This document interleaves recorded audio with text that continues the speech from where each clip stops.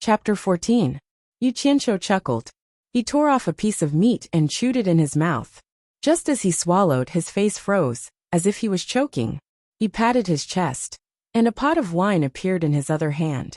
He gulped down a few mouthfuls, and finally let out a burp. He smiled and told the white fox about the golden bead. The latter was dumbfounded. She never thought that the golden bead could be used in such a way. The former said mockingly, "Sister White, aren't you tired of staying in this dark place? Do you want to come to my territory? It's much quieter there, and no one will disturb you." The white fox looked at Yu Qianqiu noncommittally and said softly, "Brother Cho, didn't you say that you want to make a name for yourself in the cultivation world? I see that you haven't cultivated at all these days." After saying that, she continued to play the zither and sing softly. Playing with things can distract one's ambition. Yu Qianqiu thought about how he had spent the past few days playing with things, and felt a little ashamed. He threw away the pheasant leg in his hand. Pa! It fell into the pool and sank. The white fox who was playing the zither frowned slightly. Sitting down cross-legged, Yu Qianqiu took out 2 spirit stones. He closed his eyes and activated the mysterious heaven skill. He slowly absorbed the spiritual energy and converted it into vital energy to be stored in his body. He threw the waste rock into the water, and 2 more spirit stones appeared in his hands. When he converted the spiritual energy inside them into vital energy, he found that his body was filled with vital energy. His dantian could no longer contain it. Yu Qianqiu was shocked. These spirit stones were really good stuff. He had only absorbed 6 mid-grade spirit stones, and the converted vital energy was enough for him to cultivate to the 5th level. If he absorbed spiritual energy from the air, how many years would it take to compare to 6 mid-grade spirit stones? Without hesitation, he memorized the 5th level of the mysterious heaven skill and began to cultivate. It was actually very easy to cultivate from the 5th to the 10th level of the Qi refinement realm. In fact, it was not as difficult as opening the 8 extraordinary meridians from the 1st to the 4th level. As long as one absorbed enough spiritual energy, it was basically not a big problem. After a few days, when Yu Qianqiu refined the last bit of true qi in his body into his dantian, his entire body trembled. He could feel that every cell in his body had undergone a qualitative change. He thought to himself, "I finally reached level 5.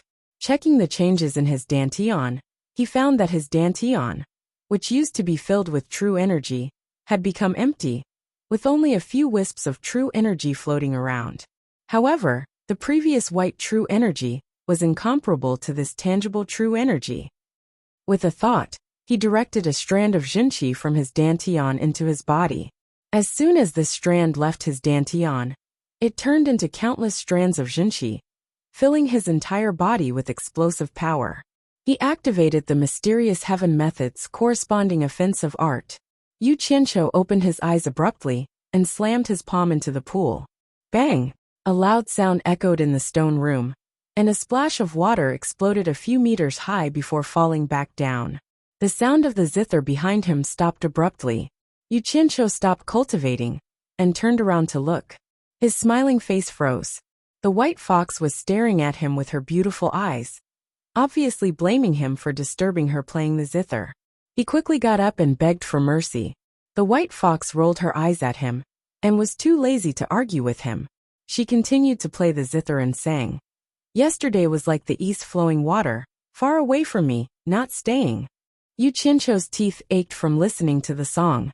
He turned around and sat down with his back facing the white fox. 2 spirit stones appeared in his hands, and he slowly closed his eyes. Yes, the tangible true energy in my dantian has almost reached 1/3.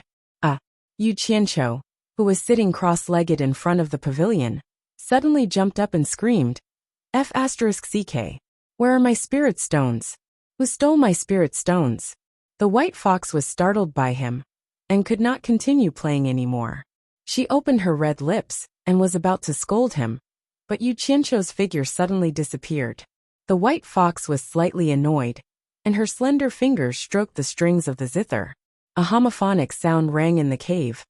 Spirit stones, where did my spirit stones go? A sick deer was lying on the grass sleeping. Suddenly, A figure appeared out of nowhere and squawked, scaring the deer into running away. Yu Qianqiu returned to the world inside the golden bead. At this moment, the place was already filled with flowers and plants. Two colorful pheasants, one male and one female, were talking about love. They were also startled by him and flew away. He did not care so much. He found the cloth bag given by his master and rummaged for a while. Then he seemed to have thought of something. He slapped his forehead and sat on the ground crying, "Ah! The spirit stones are used up so quickly. This is really terrible." One had to know that spirit stones were not that easy to obtain. Within Ong Kwangsung's sphere of influence, there were a few spirit stone mines. Every month, the spirit stones mined were distributed by the sect. Seniors living in seclusion in the back mountain could receive 2 high-grade spirit stones every month. Sect leader could receive 1 high-grade spirit stone. Elders could receive 50 mid-grade spirit stones. Core formation disciples could receive 25 mid-grade spirit stones. Foundation building disciples could receive 10 mid-grade spirit stones and 250 low-grade spirit stones. Also, disciples who were Qi refining level 4 and above could receive 500 low-grade spirit stones every month. The amount of spirit stones mined by Ong Kwangsung every month was not a small amount in the cultivation world. However, there were more than 1,000 people. It was impossible to let everyone have their fill. They could only strictly distribute the spirit stones according to their rank. Because this involved everyone's interests, even the sect leader did not dare to be biased. Otherwise, not only would he lose his position as the sect leader, he might even be beaten to death. Of course, only half of the spirit stones mined every month were distributed. The other half was the sect's public property. Naturally, this was to buy and sell some necessities. Or if a disciple of the sect made some contributions, it could also be used as a reward. Yu Qianqiu had already reached Qi refining level 4 and above. He could receive 500 low-grade spirit stones every month. This was to hide some things. He did not report it, and did not go through the sect's assessment. If he did not report it, he would not receive his salary. In fact, Hao Sanxi's 50 mid-grade spirit stones every month were not enough. The dozen or so that Yu Qianqiu used were taken out from his mouth. AI. Without spirit stones, how can I continue to cultivate? Even if I could get 500 low-grade spirit stones every month, it would only be equivalent to 5 mid-grade spirit stones. Currently, a third of the qi in my dantian was used up to 10 mid-grade spirit stones. If I want to cultivate to qi refining level 6, I need another 20 mid-grade spirit stones, which is equivalent to 2,000 low-grade spirit stones. I would need 4 months of low-grade spirit stones to cultivate to qi refining level 6. If I want to cultivate to qi refining level 10, how many spirit stones would I need? Yu Qianqiu was a little dispirited. He had used 6 middle-grade spirit stones to advance to the 5th level of the qi refining stage. In the end, from the 5th level to the 6th level, he had used nearly 10 middle-grade spirit stones. The Zhen Qi in his dantian was not even a third of the original amount. The amount of Zhen Qi needed to advance to the next level was clearly increasing exponentially. If he cultivated to the late stage of tribulation passing stage, he would need a mountain of spirit stones. Yu Qianqiu was really worried. He was like his name. Without the surname, he was called Qianqiu. If he had never used spirit stones before, it would have been fine. But now that he had, how could he still foolishly absorb the heaven and earth spiritual qi like before? If he wanted to rely on it to increase his cultivation, he was afraid that even if he had the patience, he would not have that long of a life. There was another thing that he did not know. The volume of his dantian was 3 times that of an average person. In other words, if an average person used 2 days to cultivate their dantian, it would be equivalent to him using 6 days. In fact, an average person only needed a third of the amount of spirit stones he used to cultivate their dantian. Master Hao Sanxi did not understand. The spirit stones he gave him were based on 1 month minus the time needed to cultivate his dantian, by 4 levels. In other words, the stones that Hao Sanxi gave him were prepared for his disciple to cultivate his dantian by 1 level. There is no other way. I can only wait for Master to come back and think of a way. Yu Qianqiu dejectedly stood up. In the distance, pheasants were cooing. From the sound, they were probably laying eggs. This was exactly what Yu Qianqiu wanted when he caught them. He deliberately caught a male and a female, hoping that they could lay more eggs and hatch more pheasants. That way, he could eat roasted pheasants anytime. However, he was not in the mood to do so now. He lazily raised his head and looked at it. Then he lowered his head again. What? He raised his head again and cried out in surprise.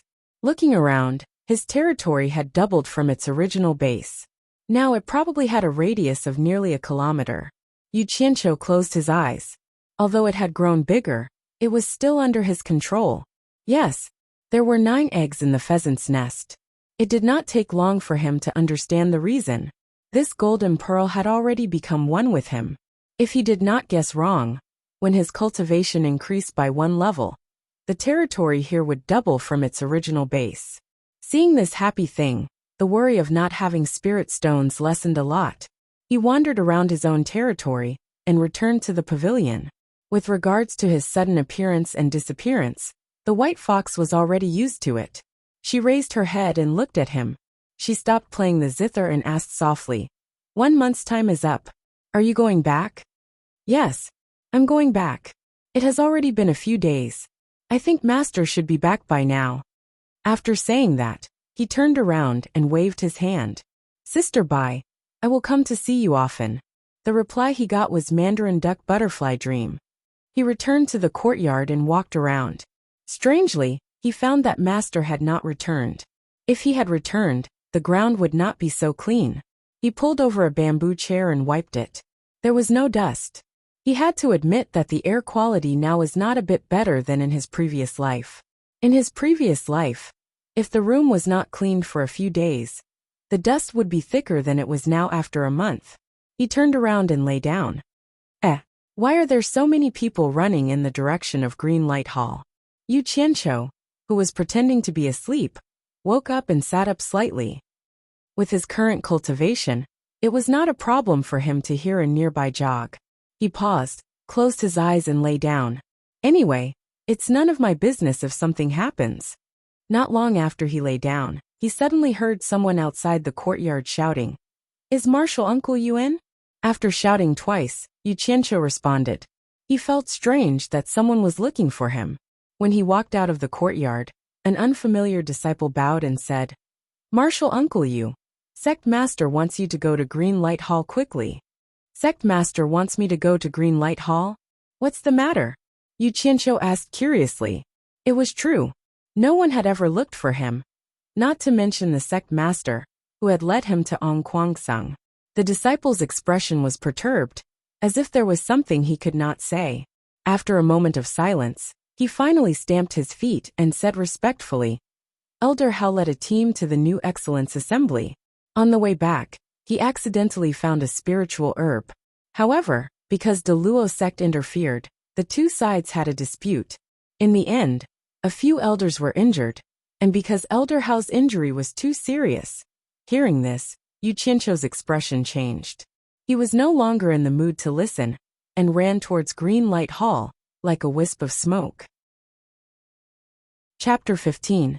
There was a group of people whispering in the plaza in front of the Green Light Hall. In the crowd, there were 10 disciples wrapped in bandages, obviously injured.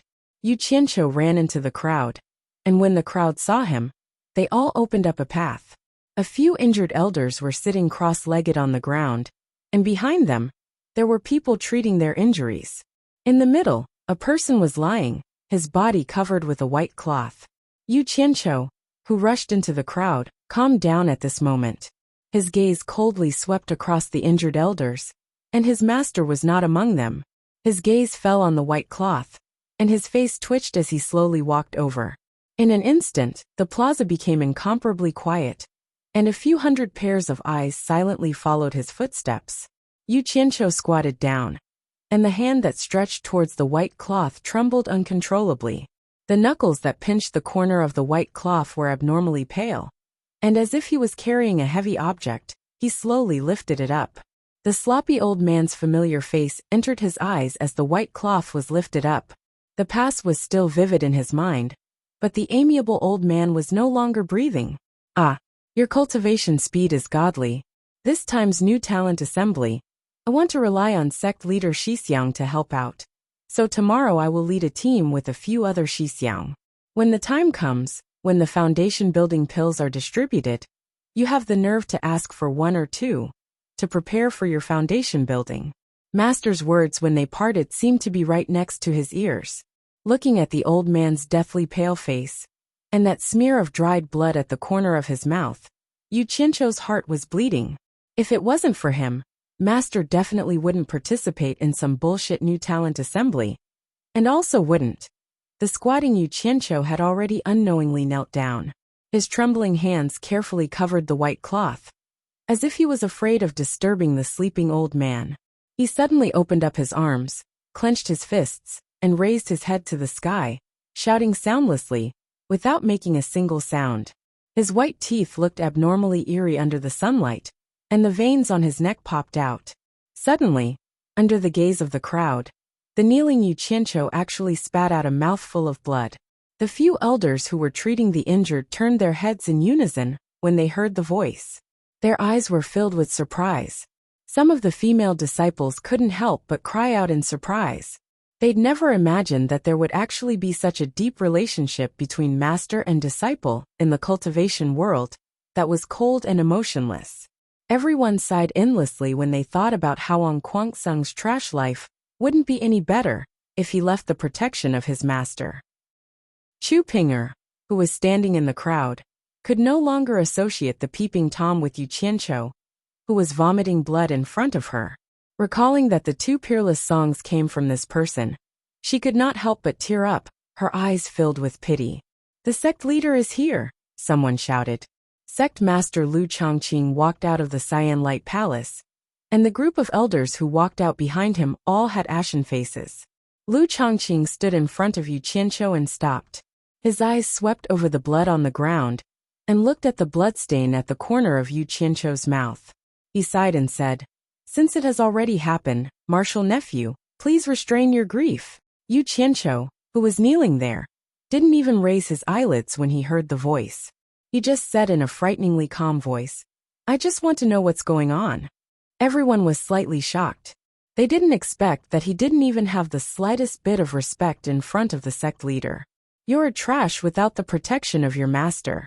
Do you still want to mingle in Ong Kuang-sung in the future?" A handsome young man walked out of the crowd and walked toward Yu Qianqiu with a face full of anger. Lu Chongqing looked at the kneeling man and frowned slightly. He then stopped the handsome young man with his eyes. Those who knew the young man knew that he was the sect leader's grandson, the outstanding talent among his peers, Lu Zhengguang. His appearance caused many female disciples to have a strange look in their eyes. They looked at him with affection. Chu Ping-er was the same. Sect leader Lu Chongqing said to an old man beside him in a deep voice, "Junior martial brother, I'll let you tell everyone what happened." The old man nodded and told the story with a livid face. It turned out that Ong Kuang-sung found a spirit herb on his way back from the new talent assembly. It was called the seven-color lingji. What was the seven-color lingji? It was a spirit herb of the heavens and earth. It was a treasure that cultivators dreamed of. If it could be used in a pill to help cultivators advance, it would almost certainly help them advance. How could a cultivator not regard such a thing as a treasure? And the one who found it was Yu Qianqiu's master Hao Sansi. Just when Ong Kuang-sung was celebrating, he bumped into the Deluo sect who came later. The cultivation world was a place where the strong preyed on the weak. When they saw such a treasure, the Deluo sect immediately said that they were the first to find it. The two sides immediately clashed. The Deluo sect was ranked second in the cultivation world of the Huaxia Empire. Ong Kuang-sung was barely ranked sixth. Naturally, the latter was no match for the former. Hao Sansi, who had the spirit herb, was the first to bear the brunt. In the end, not only were the elders of Ong Kuang-sung injured, some of the participating disciples were also injured. Hao Sansi, who was eager to protect the spirit herb, was seriously injured by the elders of Deluo sect. In the end, the spirit herb was snatched by the Deluo sect. Hao Sansi died before he could return to Ong Kuang-sung. After hearing this, the disciples of Ong Kuang-sung in front of the hall were in an uproar. They all condemned the Deluo sect. Yu Qianqiu's face was so cold that it could freeze. Sect leader Lu Changqing's eyes swept across the crowd and said in a deep voice, "It's a pity that I, Ong Kuangsung, am not as strong as the Deluo sect. Sigh. This matter has been reported to the seniors in seclusion, at the back of the mountain. Their intention is to look at the bigger picture, and ask us to endure the humiliation, and not be impulsive. This matter will be handed over to the abbot of the Cultivation Alliance to uphold justice." The disciples who had been quiet were in an uproar again. Everyone knew that the Cultivation Alliance was just a puppet. They would only speak up for the stronger side. If they were to handle this matter, there would be no justice to speak of. The voices grew louder and louder. Lu Changqing frowned and snorted. His cold eyes swept across the crowd, and the front of the hall suddenly became silent. Suddenly a cold laugh rang out. Everyone looked over in shock. Hee. Deluo sect. Yu Qianqiu, who was kneeling on the ground, stood up and stared straight at Lu Changqing. Without any respect, he asked, "Is this the decision of the sect?" Not only Lu Changqing, but the faces of the elders also changed. The Ong Kuangsung disciples all took a deep breath.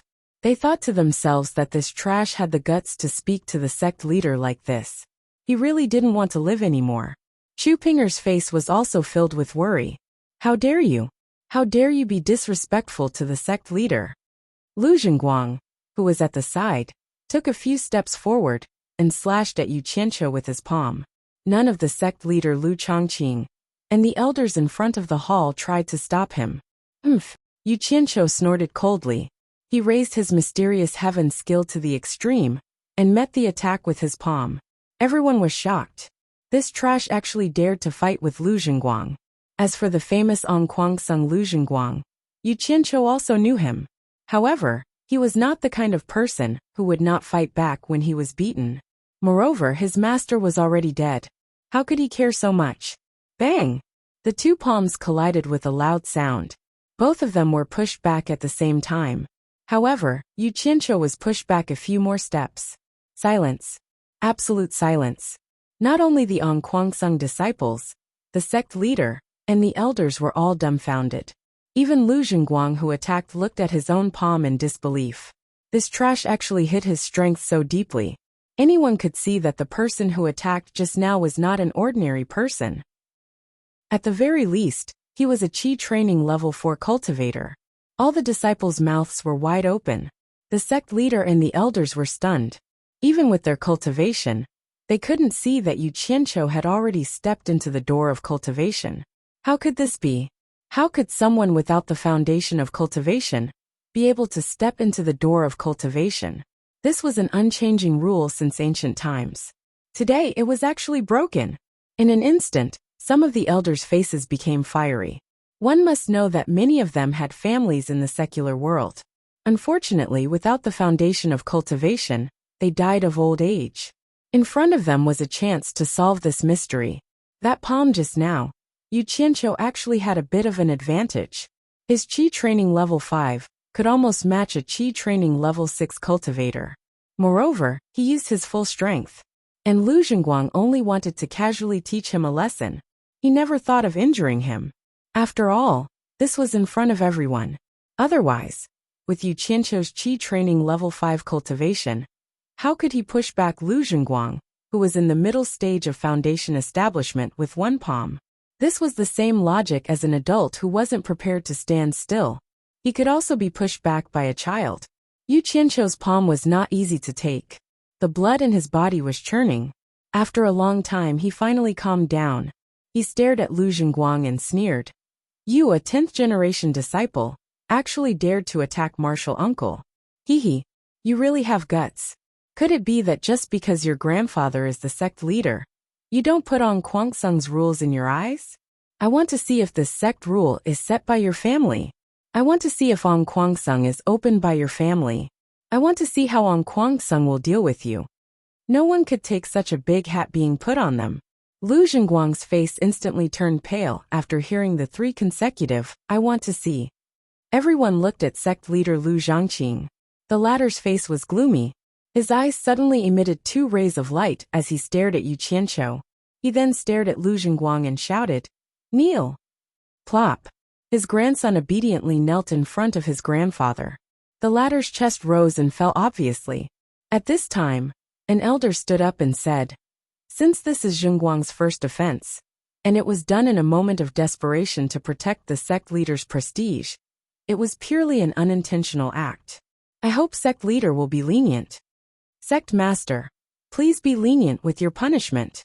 Another few elders pleaded together. Lu Chongqing's face finally calmed down. He stared at his grandson and said in a deep voice, "According to the sect rules, your cultivation should be abolished, and you should be kicked out of the sect. But for the sake of the elders, you will be fined 10 years' worth of spiritual stones, and be punished to copy the sect rules 10,000 times. Do you accept this?" Lu Zhengguang did not dare to have any other opinions. If his cultivation was really abolished, and he was kicked out of the sect, it would really be worse than death. He quickly kowtowed and said, "I am willing to accept the punishment." Sect leader Lu Chongqing nodded, and said to Yu Qianqiu meaningfully, "According to the sect rules, you should be punished for looking down on your elders. Martial nephew, do you think it is fair for me to deal with it like this?" His words were clearly telling Yu Qianqiu that he was also suspected of being disrespectful to the sect leader just now. He did not punish him, so he should stop holding on to his grandson. Hee. Yu Qianqiu sneered noncommittally. He turned around and carried his master's body, then strode away. The crowd made a path. Lu Zhengguang looked at Yu Qianqiu's back with resentment. The crowd secretly shook their heads and sighed in their hearts. Yu Qianqiu had really offended the Lu family today. He would have a good time in the future. What they did not know was that Yu Qianqiu had already planned to go all out. He was prepared to hide in the golden bead, if he could not win. "You can bite me." Chapter 16. The Forbidden Area, the Stone Cave, and the Stone Bridge. In the cave, there was no longer the incessant playing and singing day and night. The peerless white fox walked out of the zither platform, looked at the dead and alive in front of the pavilion, and faintly sighed. After learning about Yu Qianqiu's master's experience, she thought about it, and asked Yu Qianqiu if he wanted her to go to the Daluo sect. The latter knew that with the white fox's strength, killing a few people would be as easy as chopping vegetables. In order to avenge him, the white fox was prepared to leave the forbidden area that had trapped her for more than 200 years. Yu Qianqiu thanked her for this. However, he refused without hesitation. His words made the white fox's hair stand on end. A master for a day, a father for life. It was only right that the son would avenge his father. "I want the Daluo sect to be buried with my master." The beautiful woman did not say anything else. Although she had killed hundreds of people in a rage, it was only because she was angry. There were probably thousands of cultivators in the entire Daluo sect. She couldn't bring herself to kill all of them, not even sparing a chicken or a dog. The Daluo sect had been in the cultivation world for thousands of years. There were many hidden dragons and crouching tigers. She could not kill them with just a word. It seemed that Yu Qianqiu had to do it himself. Seeing that her brother did not say it casually, the white fox looked worried. Yu Qianqiu had a sad smile on his face, as he wiped the blood off his master's face with a wet cloth. When he changed his master's clothes, he saw the holes on his master's body. The muscles on his face twitched. He clenched his fists and roared, "Daluo sect!" His voice echoed in the cave for a long time. After Hao Sanxi's body was reborn, Yu Qianqiu picked it up and was about to enter the golden bead when the white fox said, "Brother Cho, wait." Yu Qianqiu was stunned and looked at her in confusion. She picked up her zither and slowly walked out of the pavilion. Immediately, a purple light screen appeared to block her. The white fox sighed and said, "If I couldn't do anything to you 200 years ago, do you think you can stop me now?" After she finished speaking, she opened her red lips and blew a breath of air towards the purple light curtain. The purple light curtain rippled, and a hole appeared in the middle. The white fox slowly walked out from the hole, and the purple light curtain closed behind her and disappeared. "Oh my God! She actually came out." Yu Qianqiu was stunned. "Sister Bai, what are you doing? Didn't Brother Cho invite me to live in your so-called territory? Why are you regretting it now?" White Fox smiled sweetly. "Oh my God." She actually smiled. The legendary smile that could topple a city or a country. was probably referring to a woman like her. Yu Qianqiu smiled bitterly. Since Jejie is willing to come, little brother is more than happy to come. How can I go back on my words? Sister, hold my hand. After he finished speaking, he freed one hand. White Fox didn't mind that he had hugged a dead person, and gently held it with her slender hand. Feeling the softness in his hand, Yu Qianqiu's mind was slightly shaken. But he didn't have any dirty thoughts today. He immediately focused his mind on the golden bead. In an instant, the figure in front of the pavilion disappeared. In the green light hall, the sect leader was discussing matters with the elders. Suddenly, a small bell hanging at the side of the hall rang. Everyone turned their heads to look. Sect leader Lu Chongqing said curiously. Did the white fox spirit from the forbidden area come out? Let's go and take a look. After he finished speaking, he flew out of the hall, and the figures behind him followed. A group of people came to the grotto and saw that the pavilion was empty. They looked at each other in dismay. Sect leader Xixiang, if I remember correctly, there is a purple light demon trapping formation here. Those who are trapped in the pavilion can't come out unless they have reached the middle stage of the tribulation passing stage. Could it be that this white fox spirit has reached the middle stage of the tribulation passing stage? That's impossible. If she really has reached the middle stage of the tribulation passing stage, there should be a lot of commotion when she goes through the heavenly tribulations in the early and middle stages. How could we not know? A skinny old man walked to the side of the silent Lu Chongqing and said, this old man was the elder who first pleaded for Lu Zhenguang. His name was Wu Baoru. Lu Chongqing silently shook his head, indicating that he also didn't know. Of course, they didn't know the reason. What cultivators did was to go against the heavens and change their fate. Forcibly increasing one's cultivation level was also against the heavens. When one's cultivation level reached a certain level, he would naturally be punished by the heavens. This was the origin of the tribulation passing stage. However, after the white fox reached the middle stage of the nascent soul realm, she stopped cultivating. Naturally, there was no heaven-defying action to forcibly increase her cultivation level. Naturally, the punishment from the heavens couldn't be found on her. She had unknowingly reached the late stage of the tribulation passing stage because of the golden bead. In fact, the white fox also felt that it was strange. Why didn't her cultivation level reach the late stage of the tribulation passing stage? It seems that we have to report this matter to the master, who is cultivating in the back of the mountain. Lu Chongqing sighed. We still have to disturb the master? Wu Baoru was slightly surprised. He frowned and said, didn't the master say that the white fox would be released after being trapped for 100 years? She didn't want to come out before, so we can't be blamed. Now that she has come out on her own, it saves us the trouble. Senior Marshal brother, why do you still want to disturb the master? The master is now at the critical moment of breaking through the early stage of the tribulation passing stage. We have just disturbed him because of the matter of the Daluo sect. If we go now, I'm afraid it's not appropriate, right? Lu Chongqing made a hand seal and flicked 4 white lights at the 4 pillars of the pavilion. Purple lightning swam on the pillars, and 4 spirit talismans appeared. Lu Chongqing made another hand seal and shouted, withdraw! The 4 spirit talismans turned into 4 purple lights and shot into Lu Chongqing's sleeve. After doing this, he turned around and looked at the others. He shook his head and said, Junior Marshal brother, you only know one thing but not the other. The white fox spirit killed recklessly in the secular world and should be punished. However, the master imprisoned her for no other reason than that the white fox would be able to break through to the late stage of the nascent soul realm in less than 100 years. So the master made an agreement with the white fox. If the white fox wanted to come out after 100 years, she would have to swear an oath to join the Ongquang Sung. Otherwise, she would be imprisoned until she agreed. Alas, the master did this so that the Ongquang Sung would have one more good helper. I didn't expect that now. The elders looked at each other. It seemed that they didn't know the reason behind it, and were all fooled by the rumor that everyone knew. Wu Baoru sighed and said, the master really put in a lot of effort for Ongquang Sung. He even planned for 100 years. Lu Chongqing nodded.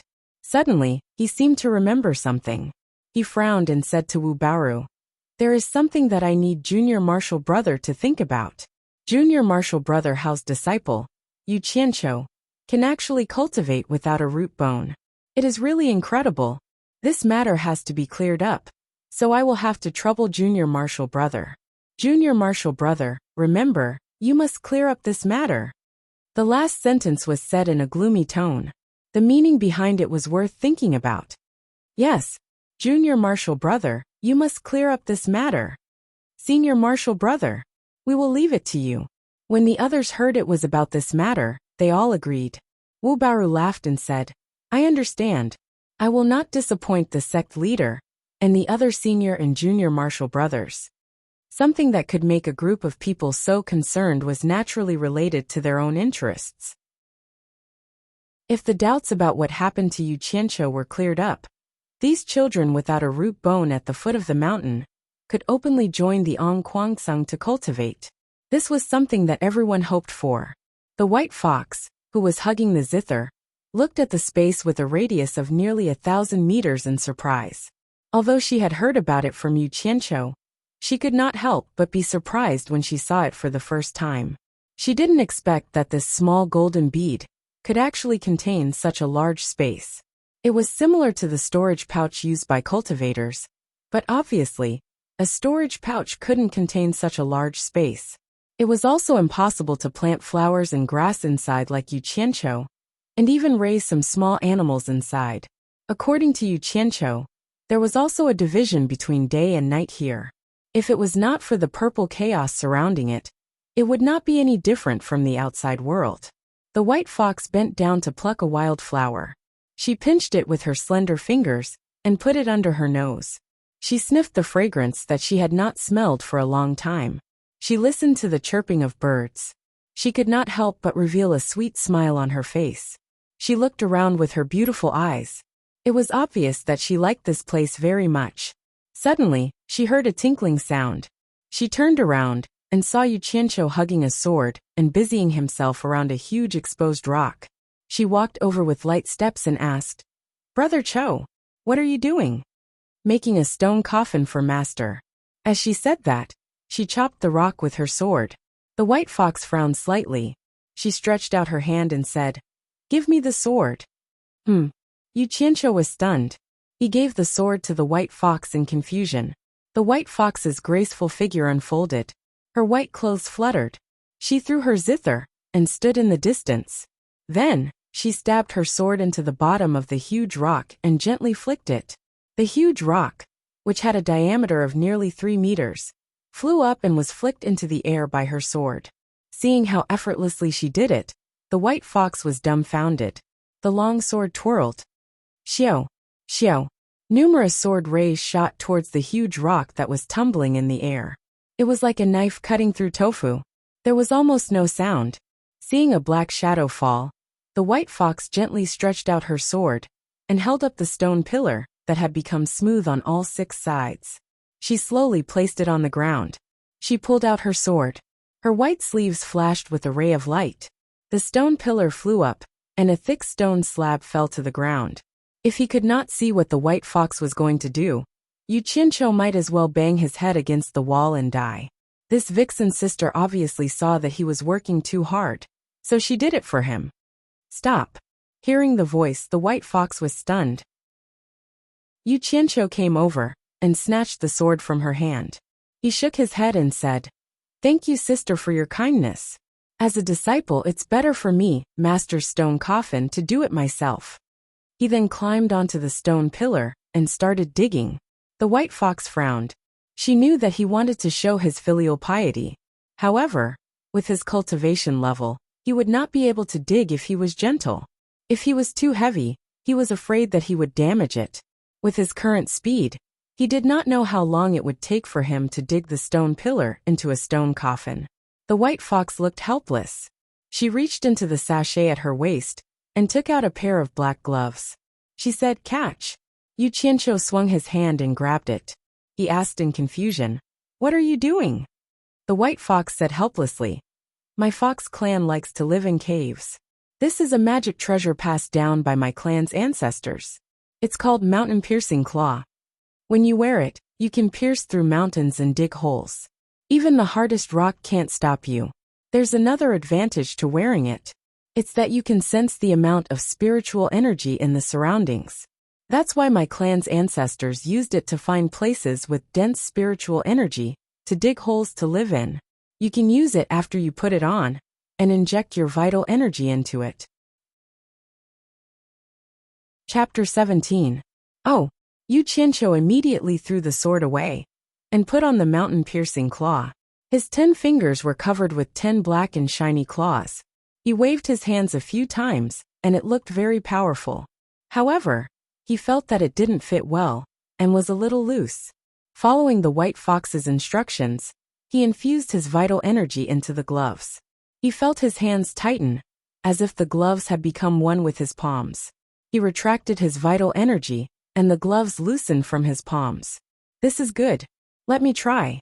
Yu Qianqiu praised. He raised a finger and poked it into the rock. The finger sank into the base of the finger, without any effort.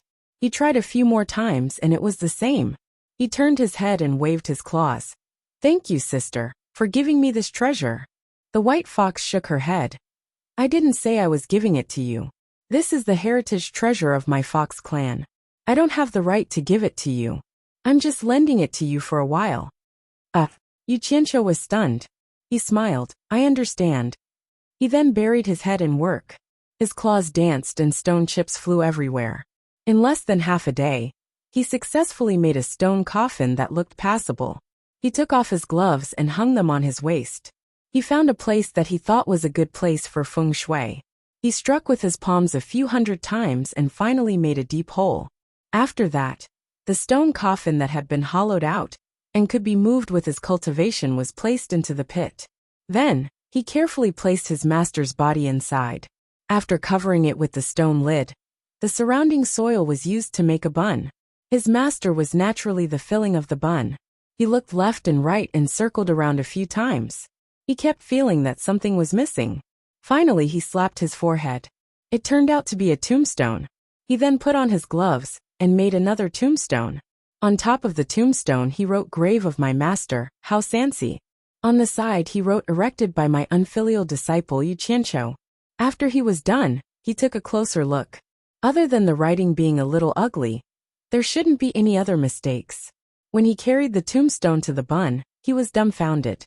He walked around the grave a few times, and was so anxious that his forehead was sweating.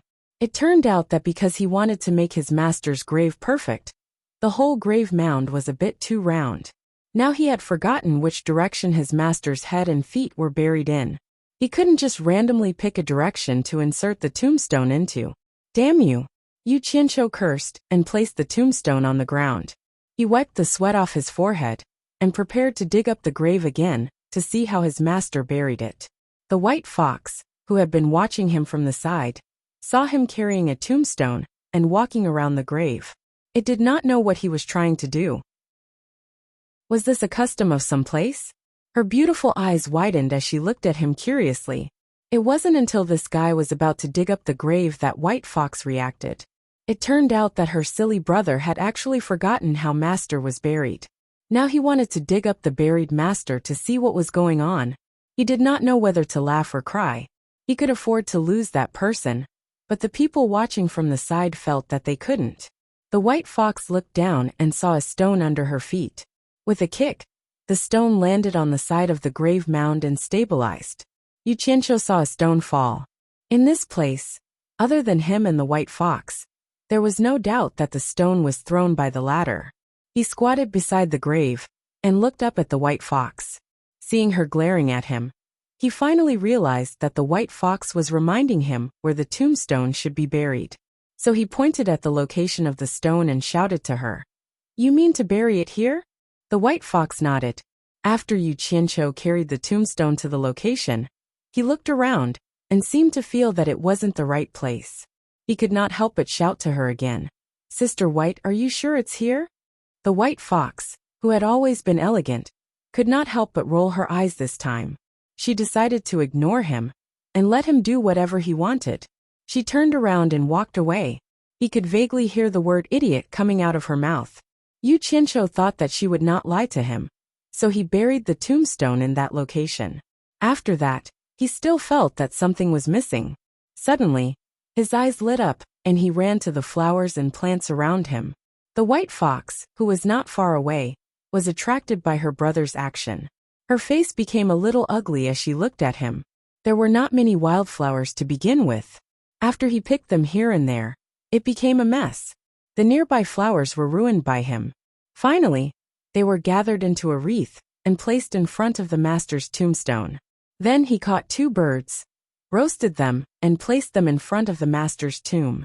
He respectfully kowtowed a few times and swore that he would avenge his master. After a while, it was finally over. He raised his head and sighed. He turned around and saw the white fox standing alone in the wilderness. Then he looked around and found that there was no place to stay. He could not let the white fox live in the wilderness every day like him.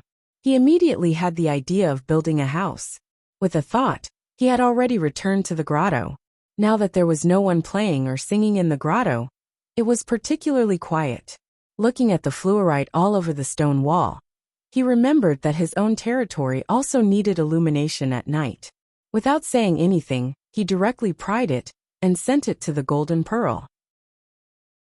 While he was praying, he suddenly found that as long as his hand touched the fluorite, he could use his thought to lock it and send it to his own space. This discovery made him extremely happy. Only when a large piece of the stone wall of the grotto turned black did he stop. But he didn't know that the white fox in the golden pearl's space was also shocked when she saw the fluorite falling from the sky. But not long after, she guessed that it was Yu Qianqiu's trick. She also understood his intention, so she collected all the fluorite together. But not long after, an even more terrible thing happened. Big trees started to fall from the sky. One by one, they started to fall, followed by the bamboo. The white fox flew to the side and looked at the sky dumbfoundedly. Outside, Yu Qianqiu wanted to get a few bigger trees for his own territory. But as long as it was a big tree that was too big for a person to carry, his thought was not able to take it away. He could only stand there and sigh at the trees. All around, there were potholes left by the uprooted trees. He felt that it was almost enough. Looking at the top of the mountain, he remembered that Master still had some belongings. He decided to pack them up and bring them to his territory. The small courtyard was still quiet, but the people had changed. Standing outside the door, Yu Qianqiu's heart was heavy. He gently pushed open the courtyard door. He saw a person standing with his hands clasped behind his back. There was even a sword in his hand. That person turned around and looked at Yu Qianqiu. He smiled and said, "Shirji, you made me wait." It was Wu Baoru. Yu Qianqiu had stayed on the mountain for more than a year. Naturally, he knew this person. This person could be considered as his master Shixiang. From that day when he took the initiative to plead for Lu Zhenguang, he could tell that he was also on the sect leader's side. Although he was unhappy, he still bowed solemnly and said, "Wu Shibua." Wu Baoru nodded. Seeing that he didn't look well, he thought that it was because of Master's death. He sighed and said, "Ai, how shitty. No one would have thought that such a thing would happen. The deceased is gone. Shirji, please restrain your grief. Where's Shitty's body? Restrain your mother. Old bastard. Lean and skinny, a sharp mouth and monkey cheeks. One look, and you can tell that he's not a good person." Yu Qianqiu cursed in his heart. He said, "I've already buried Master in the back of the mountain." "All right. Did Shirbo come here for something?" "Yes." Wu Baoru nodded. He stared at him and said, "Yesterday, I saw Shirji and Zhenguang exchange palms. It really surprised the entire Ong Kwangsung. I didn't think that Shirji had already reached the 5th level of Qi training. I've received orders from the sect leader to grant you Ong Kwangsung's sword. From today onwards, you are Ong Kwangsung's registered disciple. From this month onwards, you can receive 500 low-grade spirit stones." After he finished speaking, he threw the sword in his hand over. Yu Qianqiu caught the sword. He glanced at Wu Baoru and didn't say anything. He thought to himself, "There's such a good thing? Hey, I don't believe in meat pies falling from the sky." Wu Baoru paced around the courtyard with his hands behind his back. he said in a low voice. You've seen what happened to your master. It's not that the sect doesn't want to avenge your master. It's just that the sect's strength can't compare to the Deluo sect.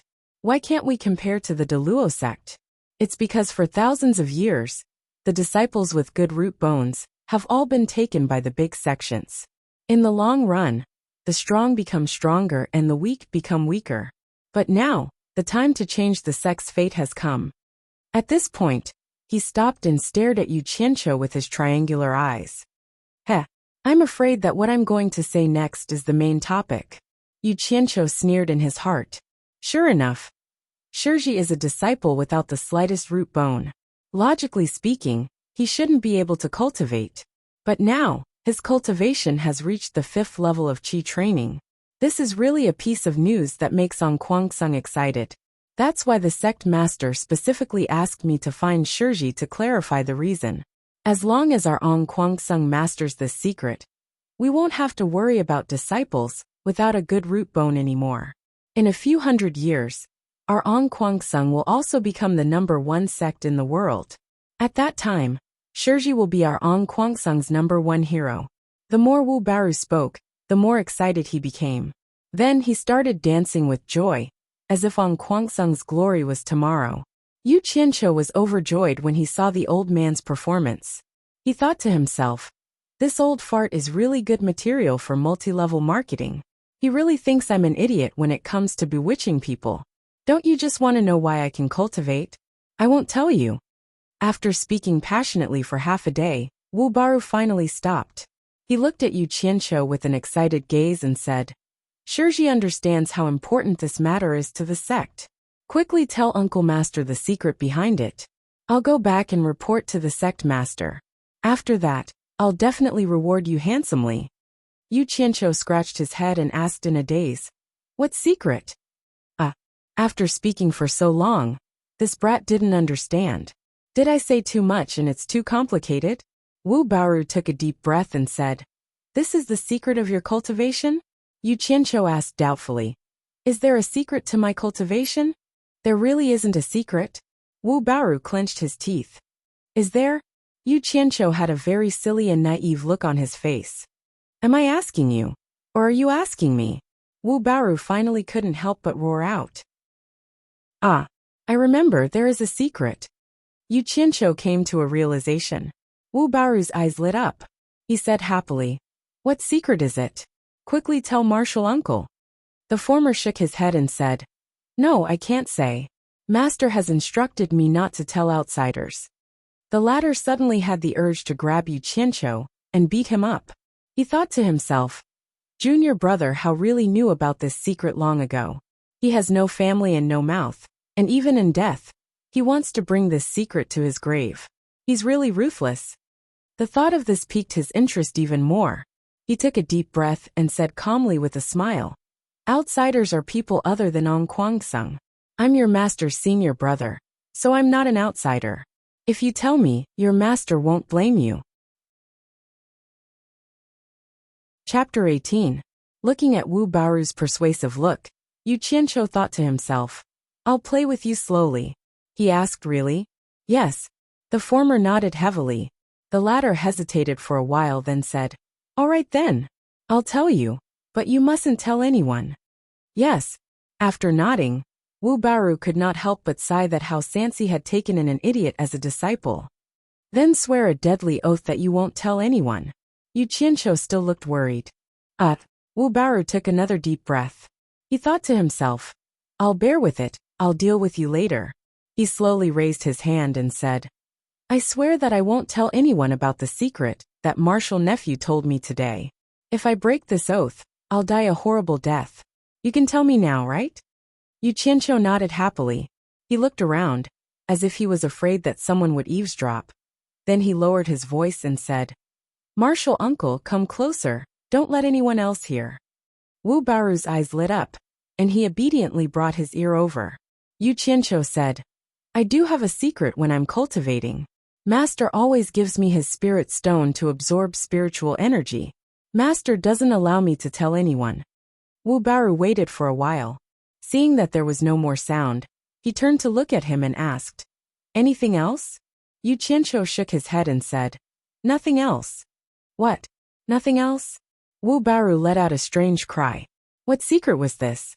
It was normal for a master to give his favorite disciple a spirit stone to use, and the purpose was nothing more than for the disciple's cultivation to increase quickly. He suddenly felt like he was fooled. He grabbed Yu Qianqiu's shirt and said gloomily, "Are you going to tell me or not?" "Umph." Yu Qianqiu snorted coldly. The silly look on his face instantly disappeared. He squinted his eyes and said indifferently, "What? You want to fight now that you can't trick him?" Haha. Wu Baru was startled for a moment before he started laughing maniacally in anger. He had treated the other party as an idiot, but he had always been treated as an idiot by the other party. He had lost so much face. He said fiercely, "What a small character. You actually dare to trick me.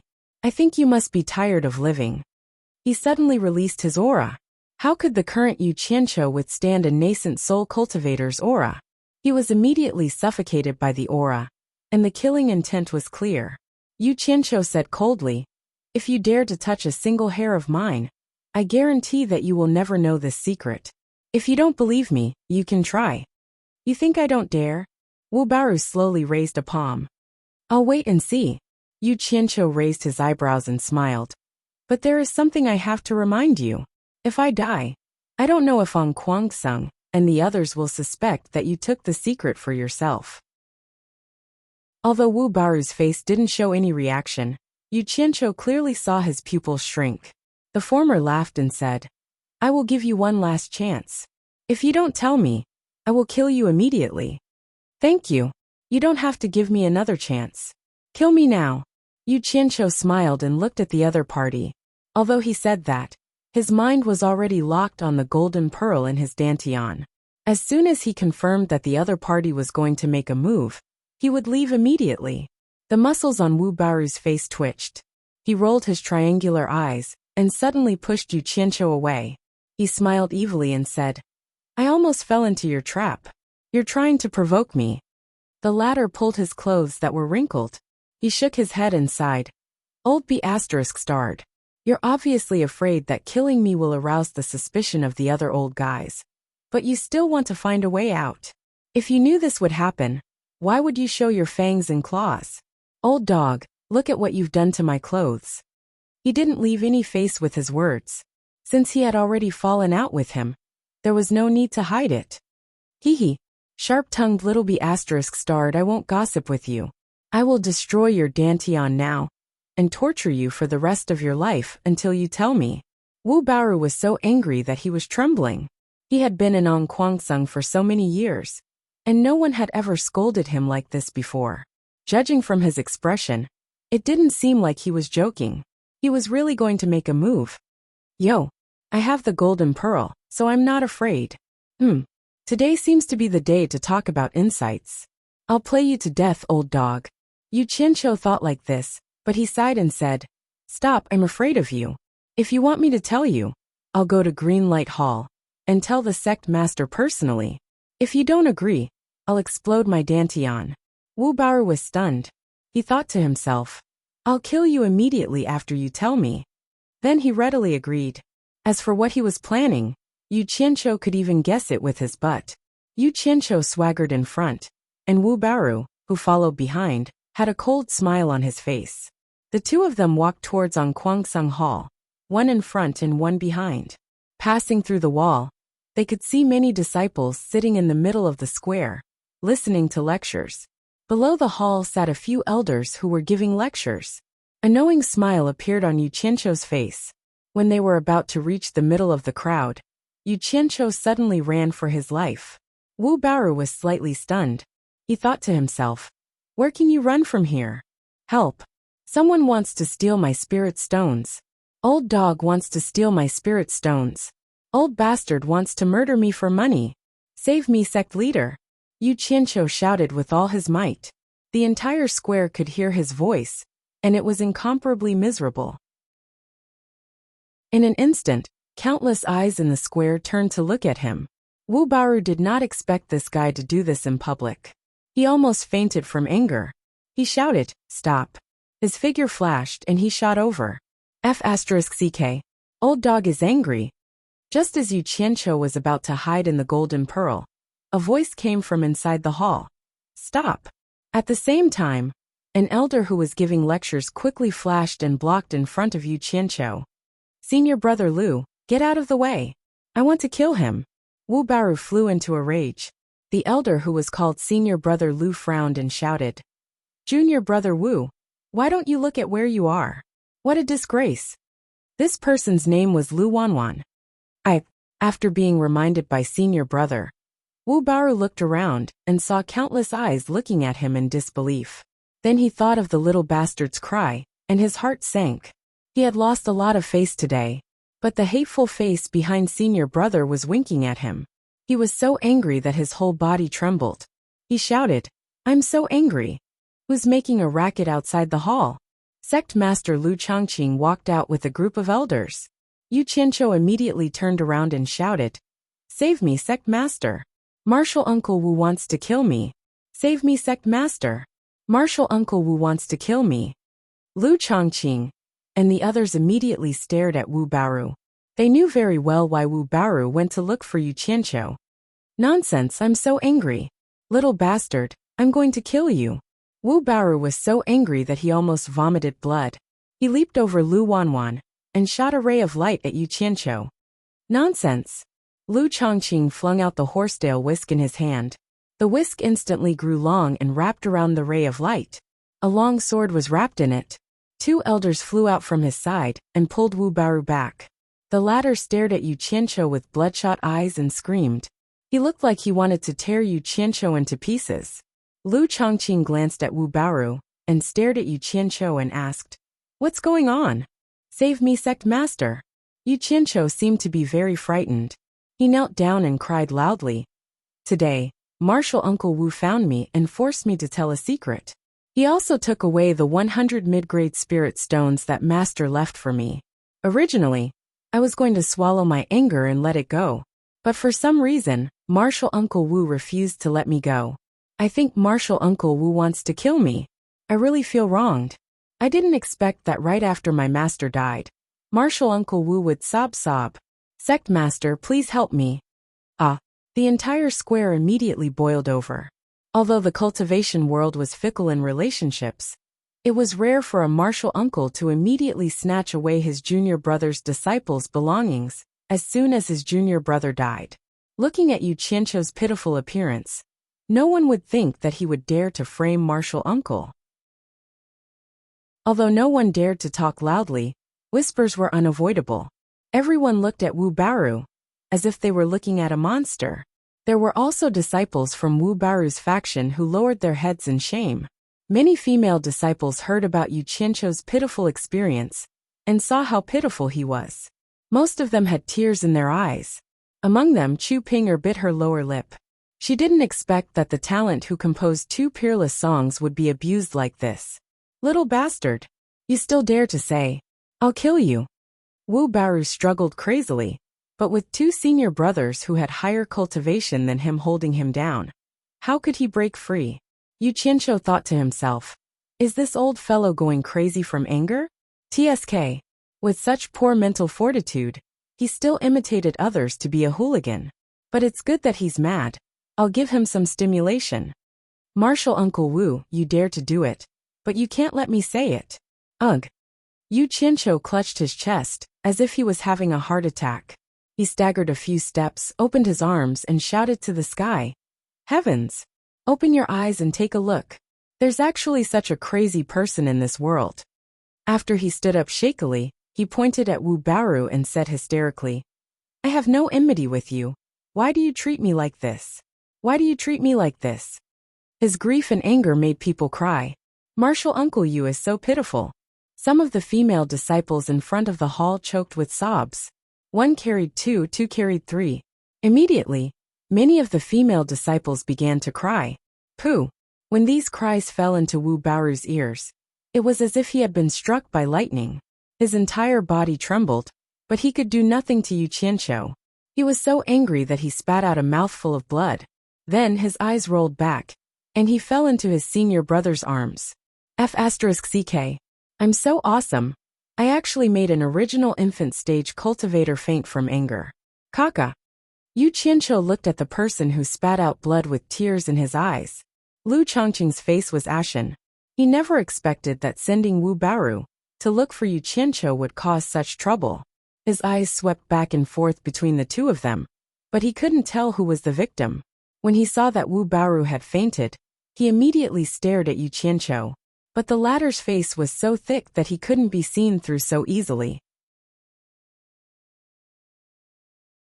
Chapter 19. The two senior martial brothers who were holding on to Wu Baoru sensed that he had really fainted, and they nodded at the sect leader. The elders were all experienced fellows, and they could understand each other's intentions with just a glance. Naturally, they understood what the two of them were thinking. They had originally suspected Yu Qianqiu, and with Wu Baoru's cultivation, if he really wanted to kill him, he wouldn't have been able to come here. Now a nascent soul stage junior martial brother had actually fainted from anger, and it was easy to imagine the injustice he had suffered. Where are the law enforcement disciples? Lu Chongqing shouted. Here.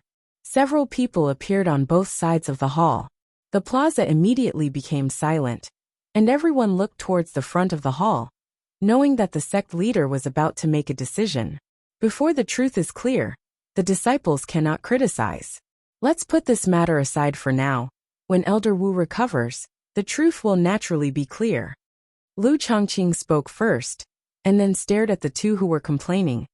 Elder Wu chased and beat up a disciple in public, and everyone saw it with their own eyes. He will be imprisoned to recuperate and await punishment. Yu Qianqiu publicly insulted a teacher, and everyone heard it with their own ears.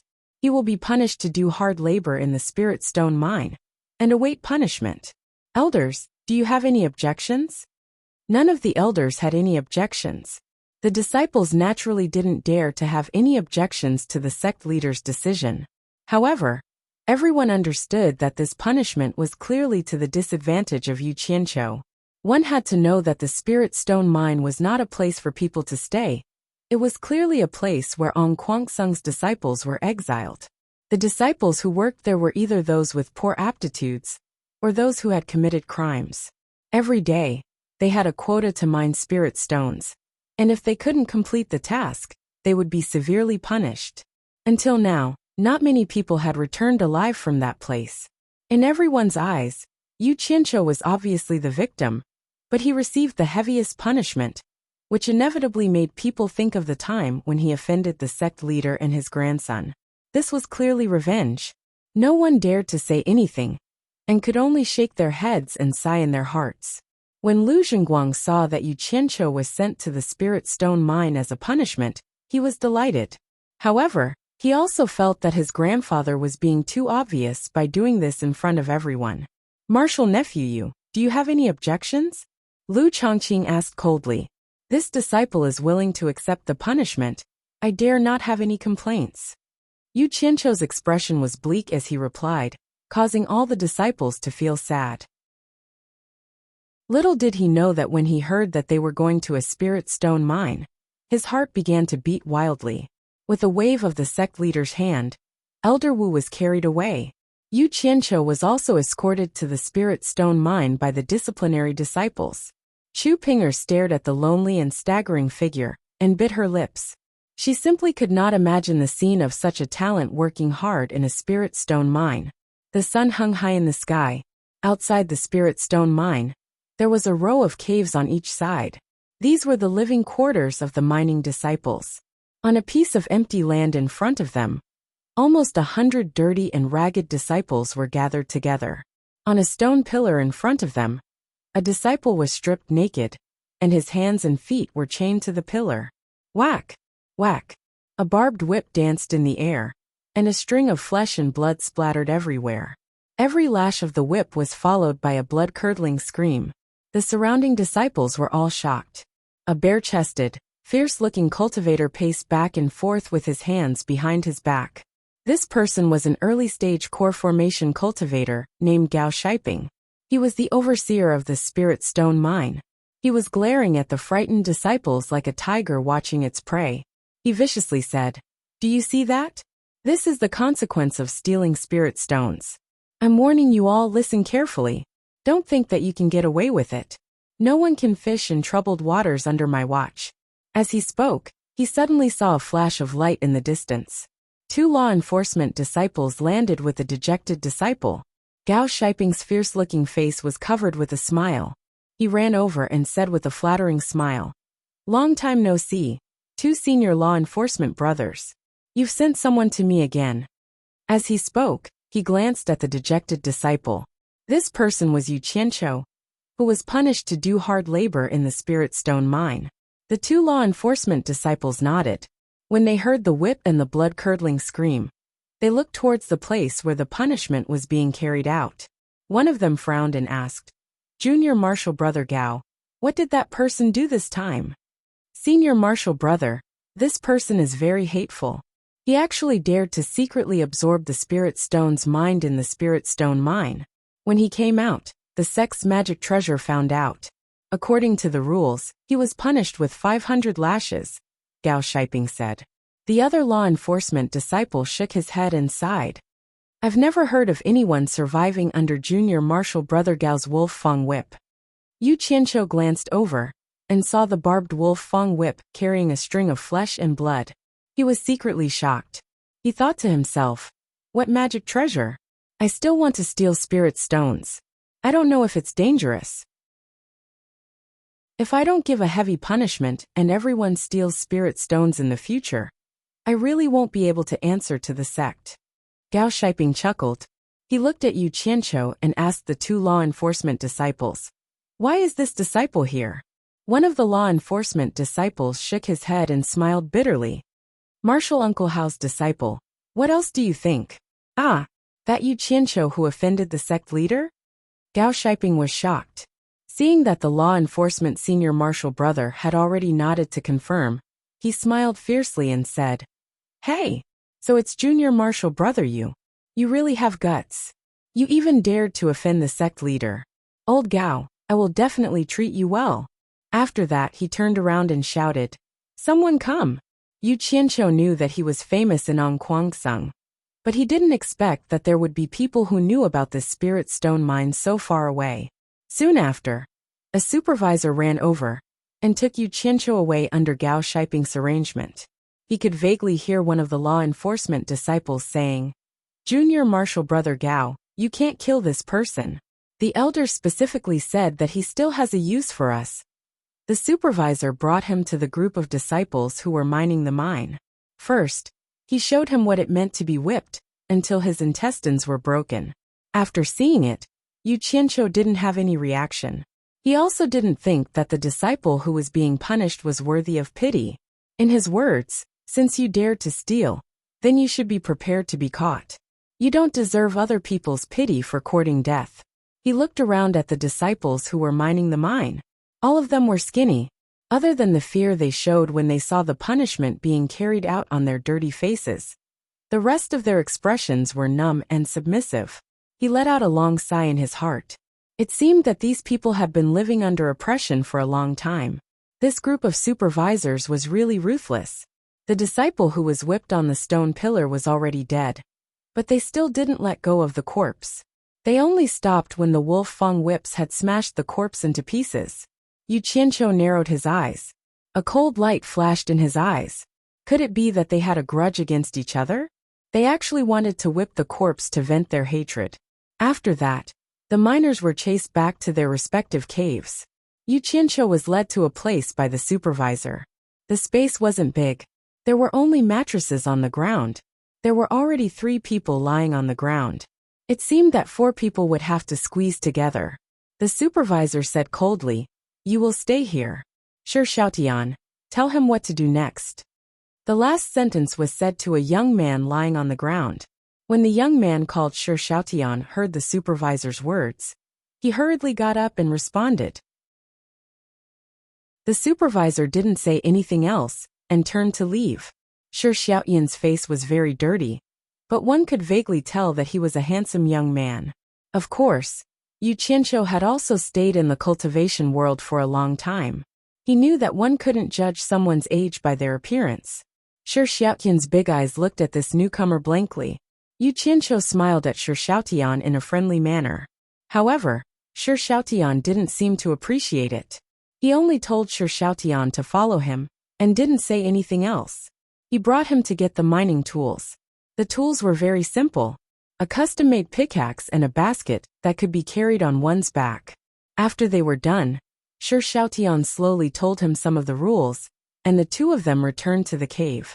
Actually, Yu Qianqiu really wanted to ask him what was the so-called magical equipment that could be checked. However, Sir Xiaotian didn't answer any of his questions. The mining rules didn't sound difficult. He just didn't know how to do it. Each person had to hand in a high-grade spirit stone every day. In other words, you could take 100 middle-grade spirit stones, or 10,000 low-grade spirit stones. If you couldn't complete the task, you couldn't rest or eat. For cultivators, this wasn't the most important thing. Even if you couldn't eat or rest for a day or two before reaching the core formation stage, it was fine. The worst part was that if you couldn't complete the task today, the difference would be doubled the next day. If you couldn't complete the task in 3 days, the punishment would be based on the difference. As for those who completed the task in excess, the excess could be accumulated until the next time you didn't complete the task. Alternatively, you could enjoy 1% of the excess spirit stones. The miner could choose between the two methods. If someone chose the latter, then you had to guarantee that you could complete the task every time. Otherwise, you would still be punished because your previous excess spirit stones had already been used up. The strictest rule was that if someone dared to steal spirit stones, or secretly absorb spirit stones in the cave, they would be dead if they were discovered. As for these rules, Yu Qianqiu remembered them. He wasn't worried about being punished for completing the task. Instead, he was thinking about how to steal spirit stones without being discovered, while ensuring that he could complete the task. This way, he could continue to stay in the spirit stone cave and continue stealing. In his current situation, if he wanted to increase his cultivation level, he really needed spirit stones. Now that the opportunity was right in front of him, it was impossible for him not to steal. This was because his way of thinking was no different from his previous life. The principle that a horse wouldn't get fat without night grass, and a man wouldn't get rich without a windfall was deeply engraved in his consciousness. What worried him the most was the magic tool that Gao Shiping mentioned. If he hid spirit stones in the golden bead, he didn't know if it would be discovered. The sound of snoring echoed in the cave, making Yu Qianqiu very surprised. How could cultivators sleep so soundly? What was the difference between them and mortals? He couldn't figure it out.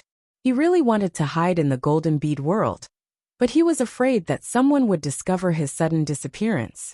He could only endure the three people's continuous snoring. The next day, Yu Qianqiu discovered that everyone here was minding their own business. No one would pay attention to him. He imitated the three people, carrying a basket on his back and carrying a pickaxe. He followed them to the entrance of the spirit stone mine. He stood in the crowd and looked around, looking very different. Especially his clothes, which were many times cleaner than the others, were very eye-catching. Chapter 20. You. Don't look around. I'm talking to you. Come here. The supervisor at the cave entrance pointed at Yu Qianqiu and shouted rudely. Only then did the latter realize that the people in front of him had already gone in. He hurried over. The supervisor took out a bronze mirror and shone it at him. A white light flashed on the mirror. Could this be a magic tool? While he was still puzzled, the supervisor pushed him into the mine. You're dressed like a dog. Next. He heard the words of the supervisor behind him, but he didn't think much about it. He looked around the mine. It was pitch black. He really didn't know how to dig spirit stones in this kind of environment. He slowed down and walked in. After his eyes gradually adapted to the darkness, he heard the sound of several people running in. Gold ingots dropped in front. He really had to give it to them. They could even run in this kind of environment. While he was shaking his head, he suddenly noticed that there were sporadic lights on the walls around the mine. What was this? As he moved forward, there were more and more sporadic lights. They covered the 4 walls, even under his feet. It made him feel like he was walking on a starry avenue. When he got closer, he discovered that they were actually fluorites. They were obviously not installed by humans. They were naturally formed. This also explained why he could dig for spirit stones in the cave, even without any light. He stood at a few forks in the tunnel and was choosing which one to enter. Suddenly, another miner rushed into each of the forks in a hurry. Although he didn't know why, there must be a reason why everyone was so anxious. Thinking of this, he didn't hesitate anymore. He randomly picked a hole and quickly walked in. The mine was deep and low. The deeper he went, the more crossroads he found like a spider web. This place was like a maze. He was really worried that if he went in too much, he wouldn't be able to get out. Frowning, he shook his head and scolded himself for being stupid. Since the terrain was downward, when he wanted to go out, he just had to go to a higher place. He could already faintly hear the sound of people digging in many of the holes. He didn't know where to dig, so he picked a hole with a louder sound and went in. Ding ding ding. Hearing the sound, he turned a corner. There were several low-grade spirit stones on the ground, including a middle-grade one. A miner was waving his pick and digging with all his might. "Huh. Not bad, not bad. I've already gained something."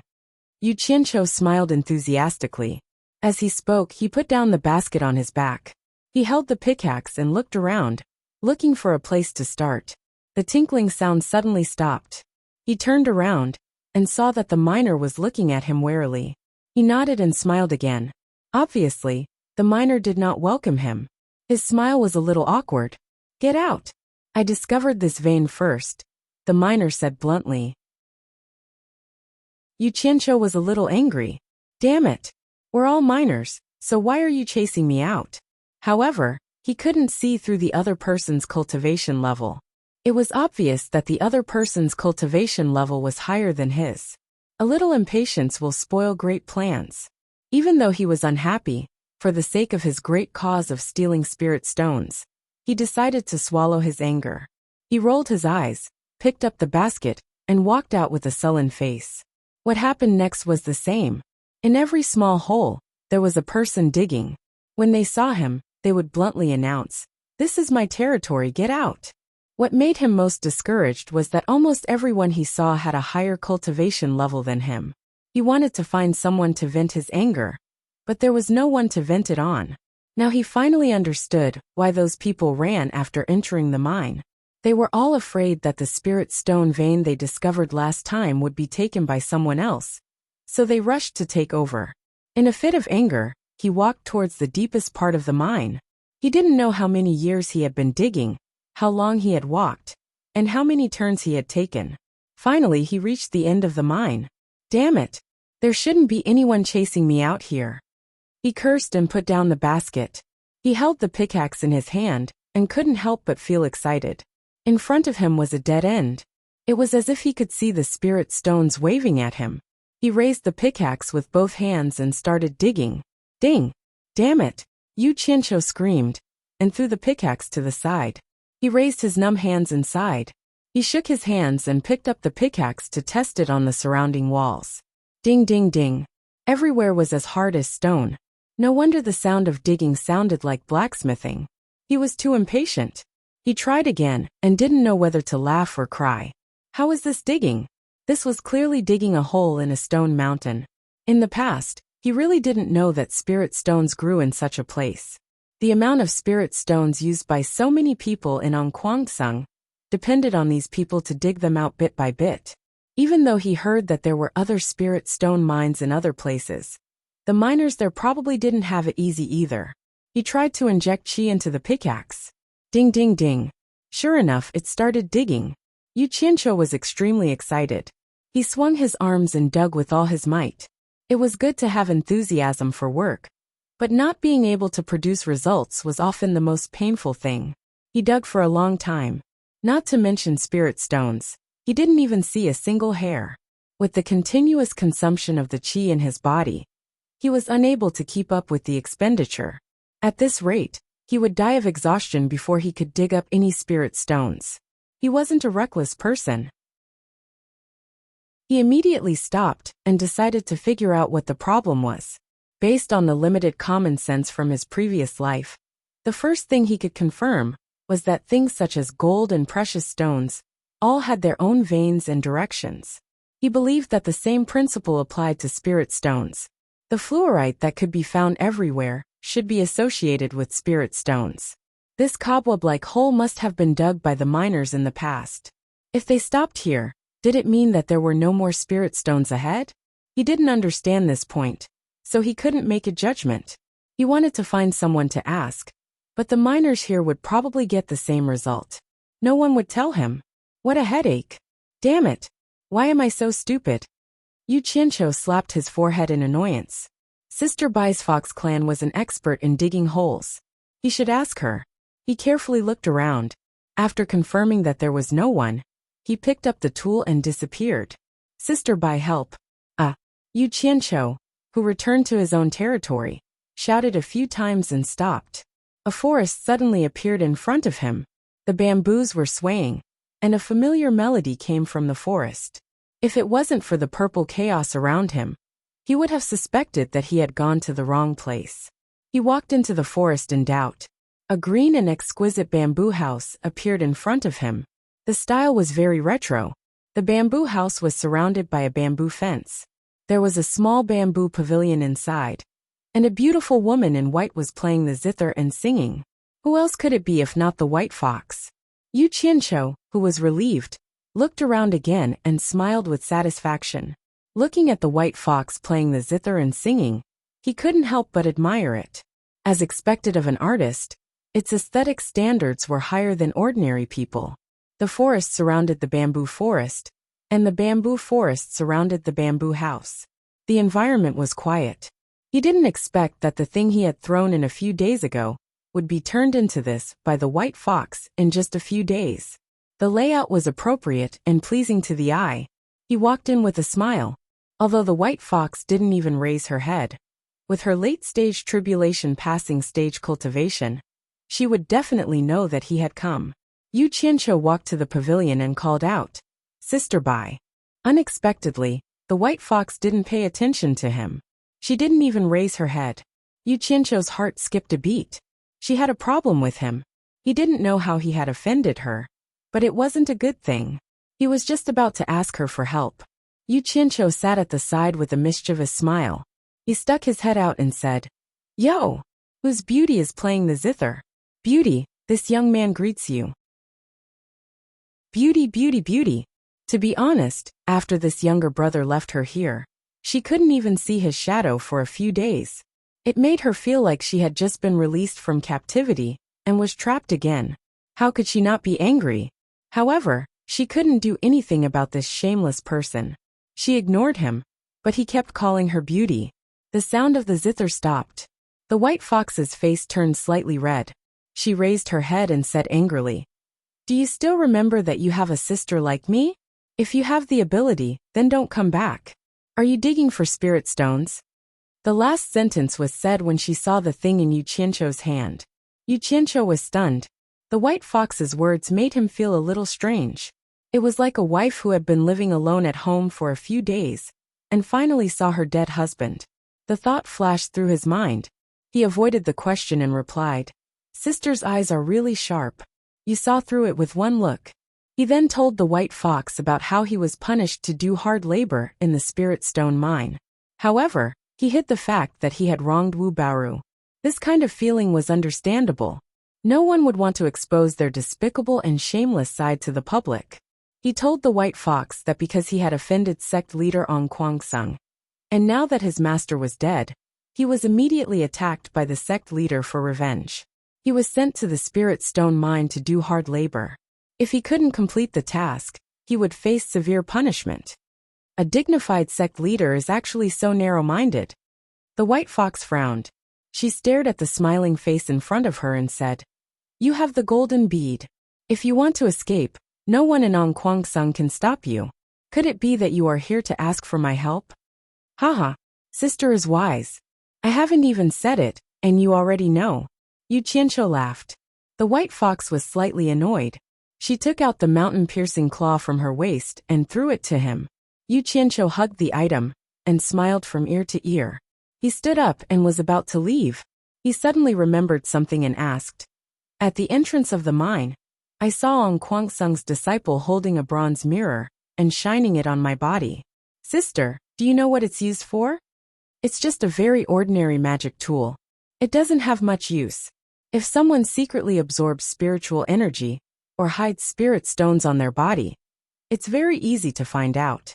All the big sects in the cultivation world use it in their spirit stone mines. Why do you ask? The white fox asked curiously. It's nothing. Sister, if I put spirit stones in the golden bead, will the magic tool be able to find them? Yu Qianqiu asked again. The white fox lightly shook her head and said, it can't even find spirit stones in storage bags. I think it's even harder to find the space inside the golden bead. Oh. Yu Qianqiu heaved a sigh of relief. He nodded and said, I was worried to death. Since it can't be found, then I'm relieved. Sister, I'll leave first. Ah. You.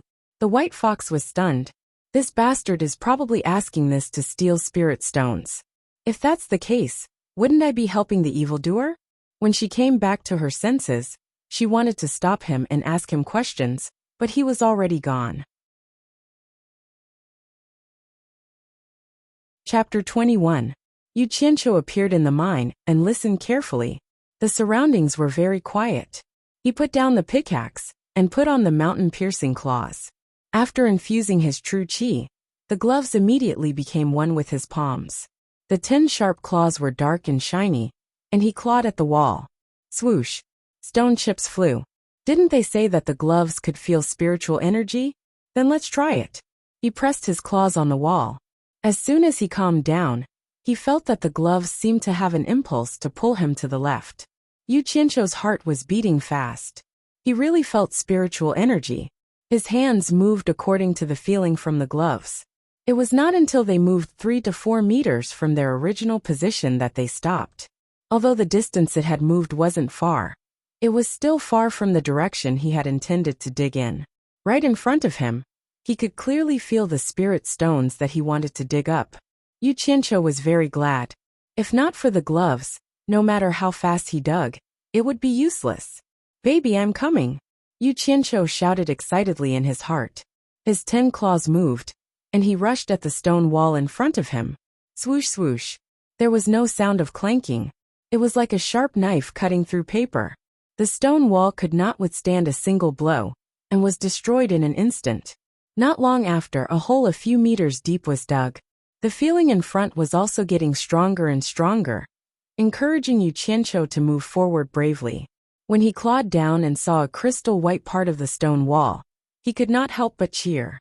Then he covered his mouth and laughed secretly. Finally, he dug out a spiritual stone.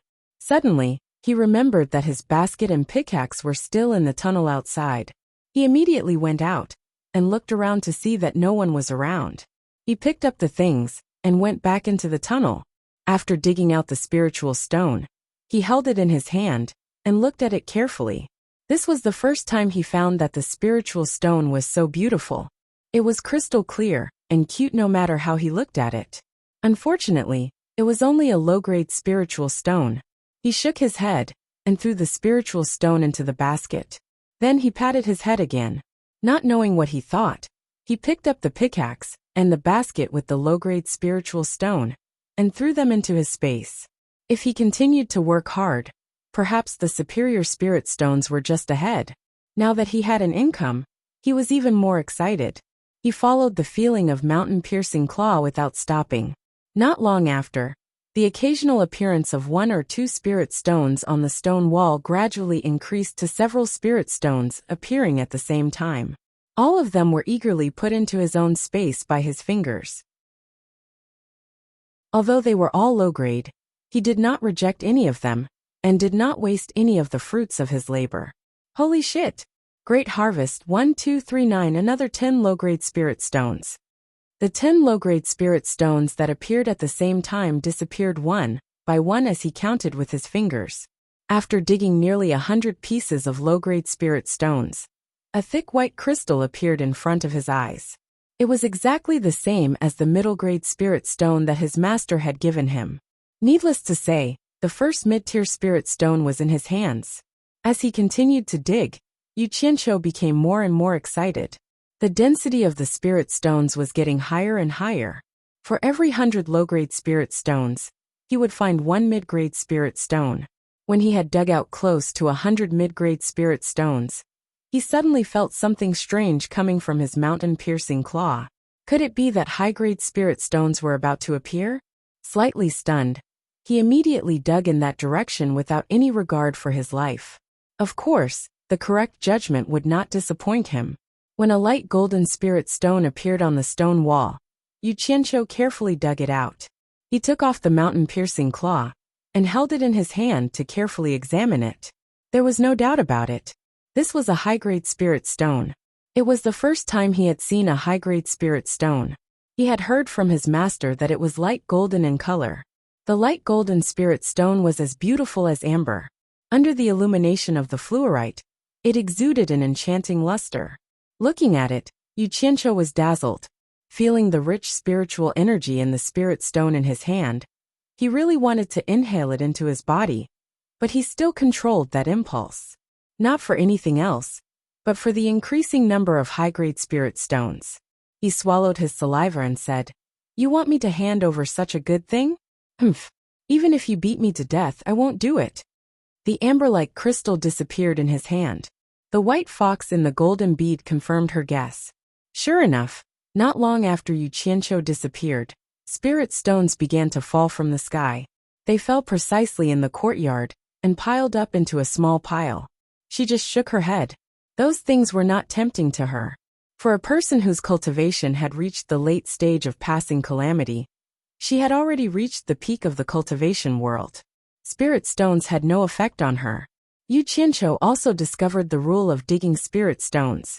Every time he dug in a direction, the first spirit stone he dug would be a low-grade spirit stone.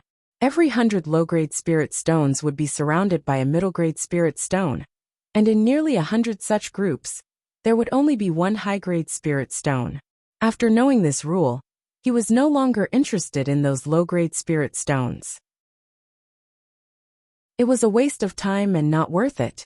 He directly dug out a high-grade spirit stone, which was equivalent to tens of thousands of low-grade spirit stones.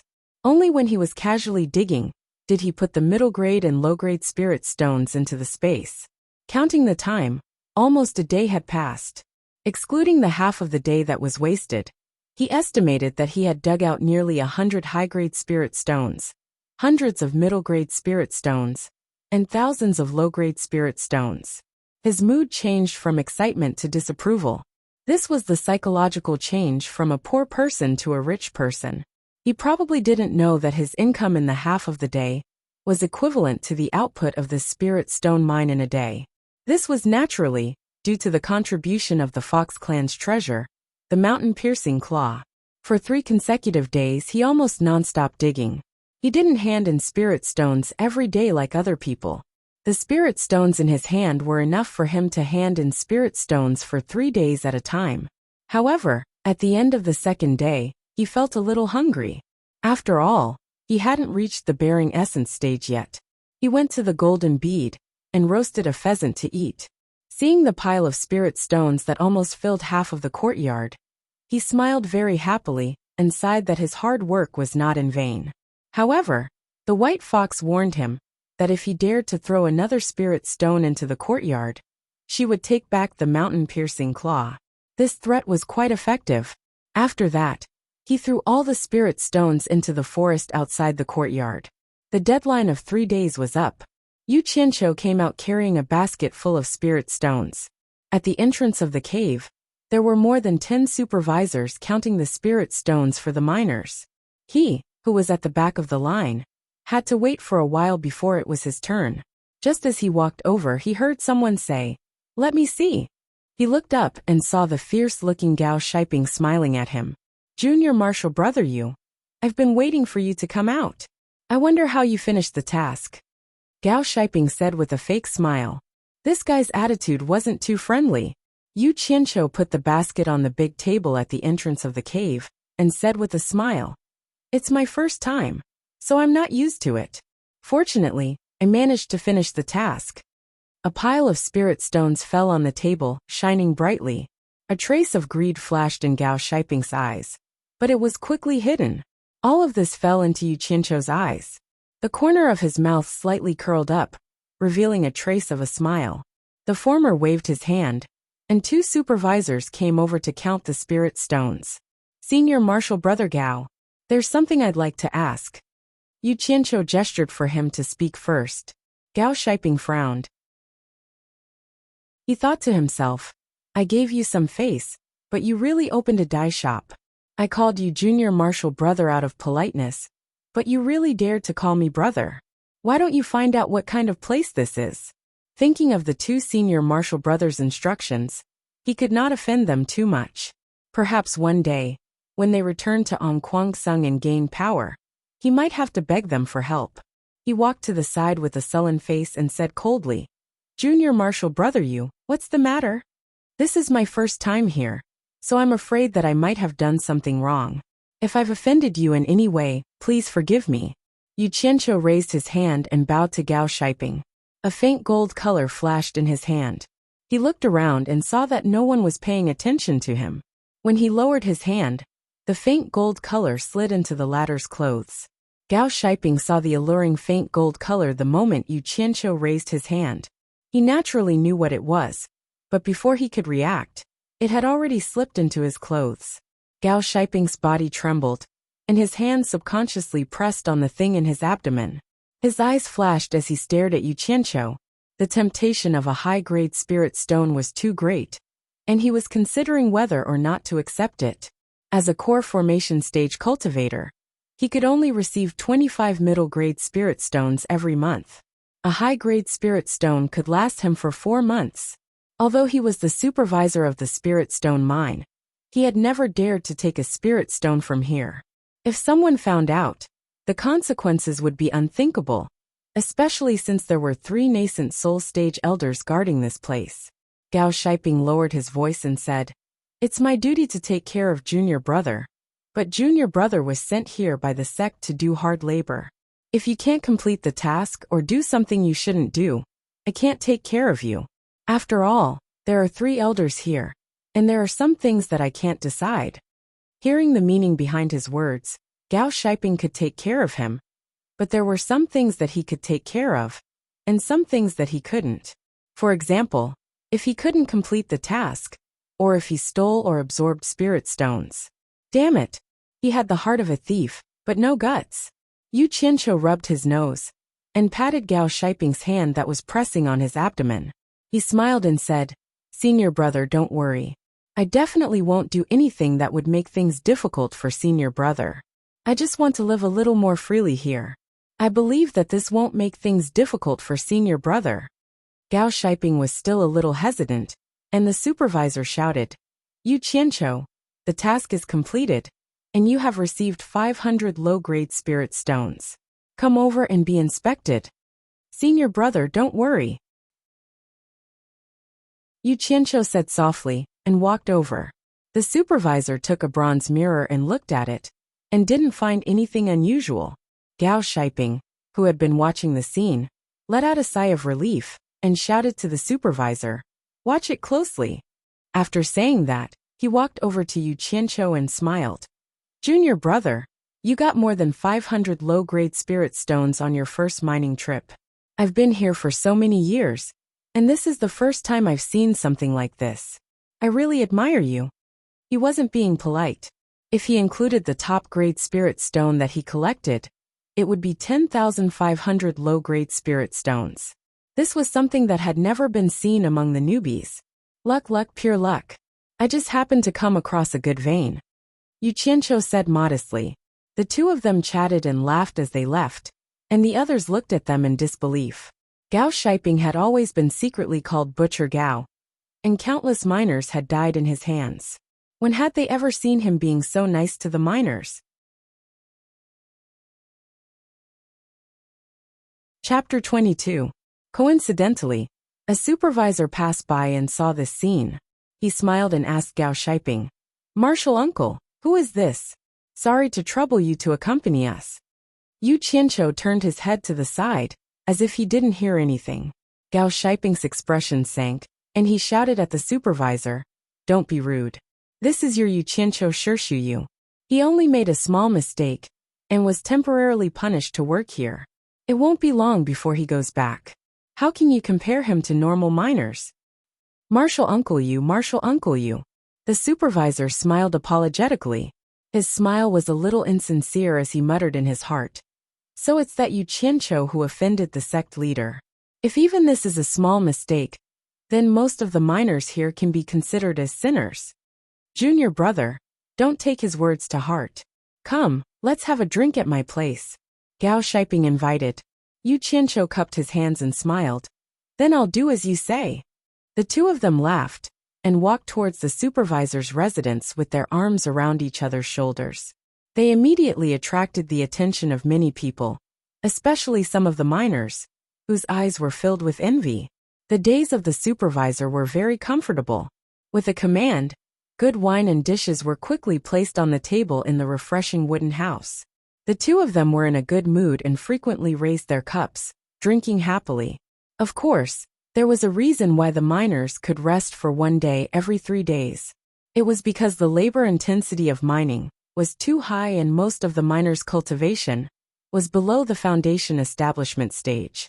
If they didn't rest, they would probably die from exhaustion before long. This type of work wasn't something a normal person could do. If it was a normal person, they probably wouldn't be able to dig more than a few pieces in a day. Naturally, resting was one of the ways to ensure the amount of mining. Before they left the table, Yu Qianqiu burped and said, "Speaking of which, it's quite a coincidence. Before I entered the sect, I was quite knowledgeable in the way of mining. If senior brother Gao trusts me, on the last day of every 3 days, please continue to guard the cave for me." How could Gao Shiping not understand the meaning behind this? His eyes immediately lit up. The two of them laughed heartily and confided in each other.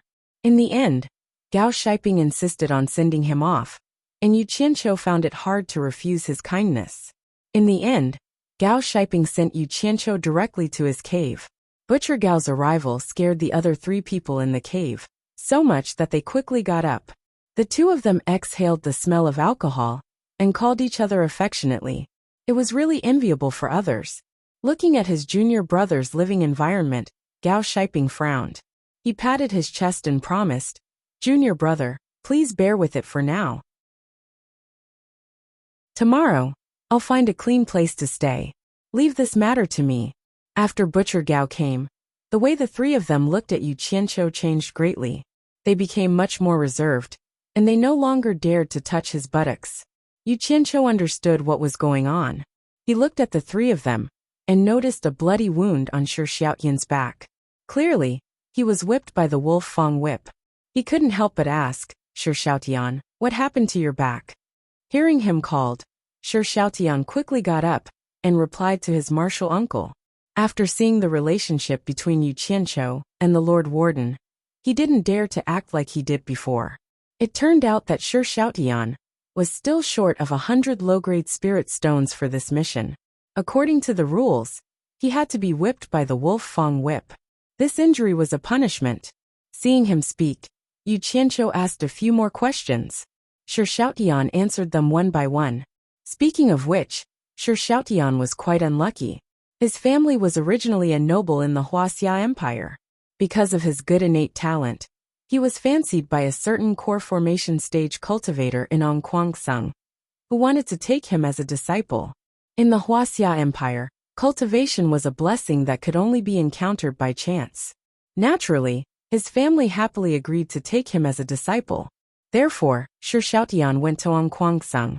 With his good innate talent, he reached the 4th level of the qi refining stage in the first year.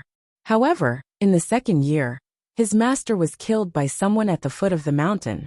The worst thing was that he and the grandson of an elder fell in love with a female disciple at the same time. They were youngsters. It was inevitable that they would fight for a woman's affection. In the end, they angered an elder and were kicked here.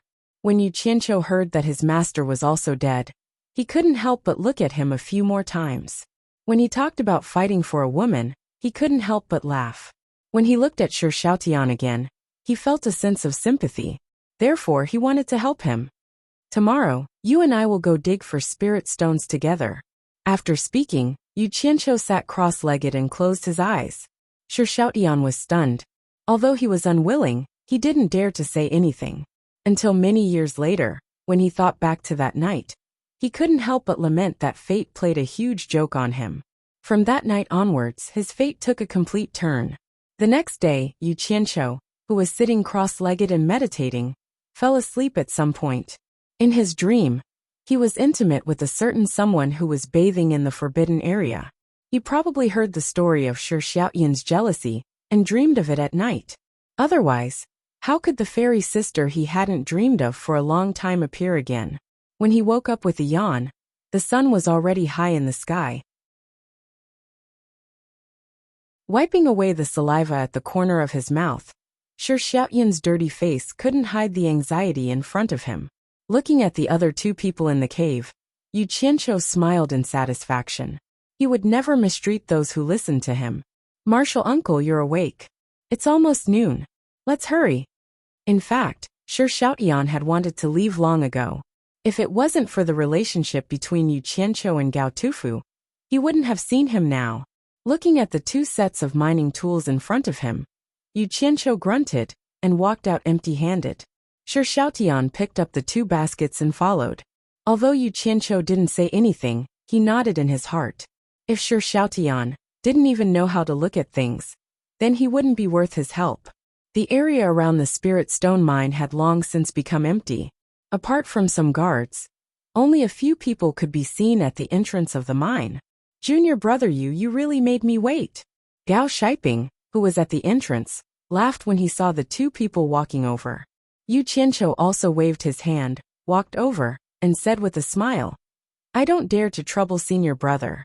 It's just that I drank too much yesterday, and I'm a little tired, so I overslept." "This is?" Gao Shiping looked at Shi Xiaoyan, who was behind him, and asked in confusion. Yu Qianqiu sighed. "There's strength in numbers. I've specially found someone to help me. I believe we'll be more confident in completing the task." "Ha!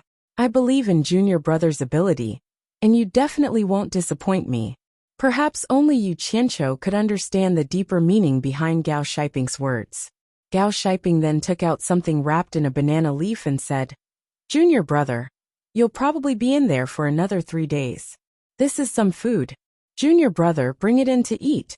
Smelling the aroma of meat, Yu Qianqiu accepted it with thanks. The other supervisor's eyes almost popped out of their sockets. Since when did Butcher Gao become so meticulous? Some even suspected that the two of them had homosexual fetishes. The other supervisors also addressed them as Martial Uncle Yu affectionately. After inspecting the two late miners, they let them into the cave. Even Shi Xiaoyan benefited a lot from following behind him, and the cold and emotionless Butcher Gao actually nodded and smiled at him. This was really something that only happened once in 1,000 years. Yu Qianqiu slowly walked towards the deepest part of the mine. Shi Xiaoyan followed behind him, wishing he could give him a kick.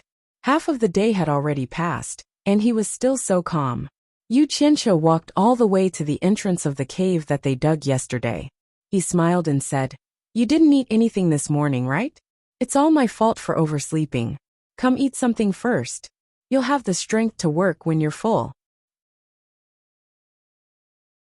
As he spoke, he opened the banana leaf and revealed a big pile of fragrant golden yellow barbecued meat. He tore off half of it and handed it to Shi Xiaoyan. Yu Qianqiu took a bite. The taste was really not bad. He was starting to like Gao Shiping, who was willing to work hard after receiving money. He was not like some people in his previous life, who did not do anything after receiving money.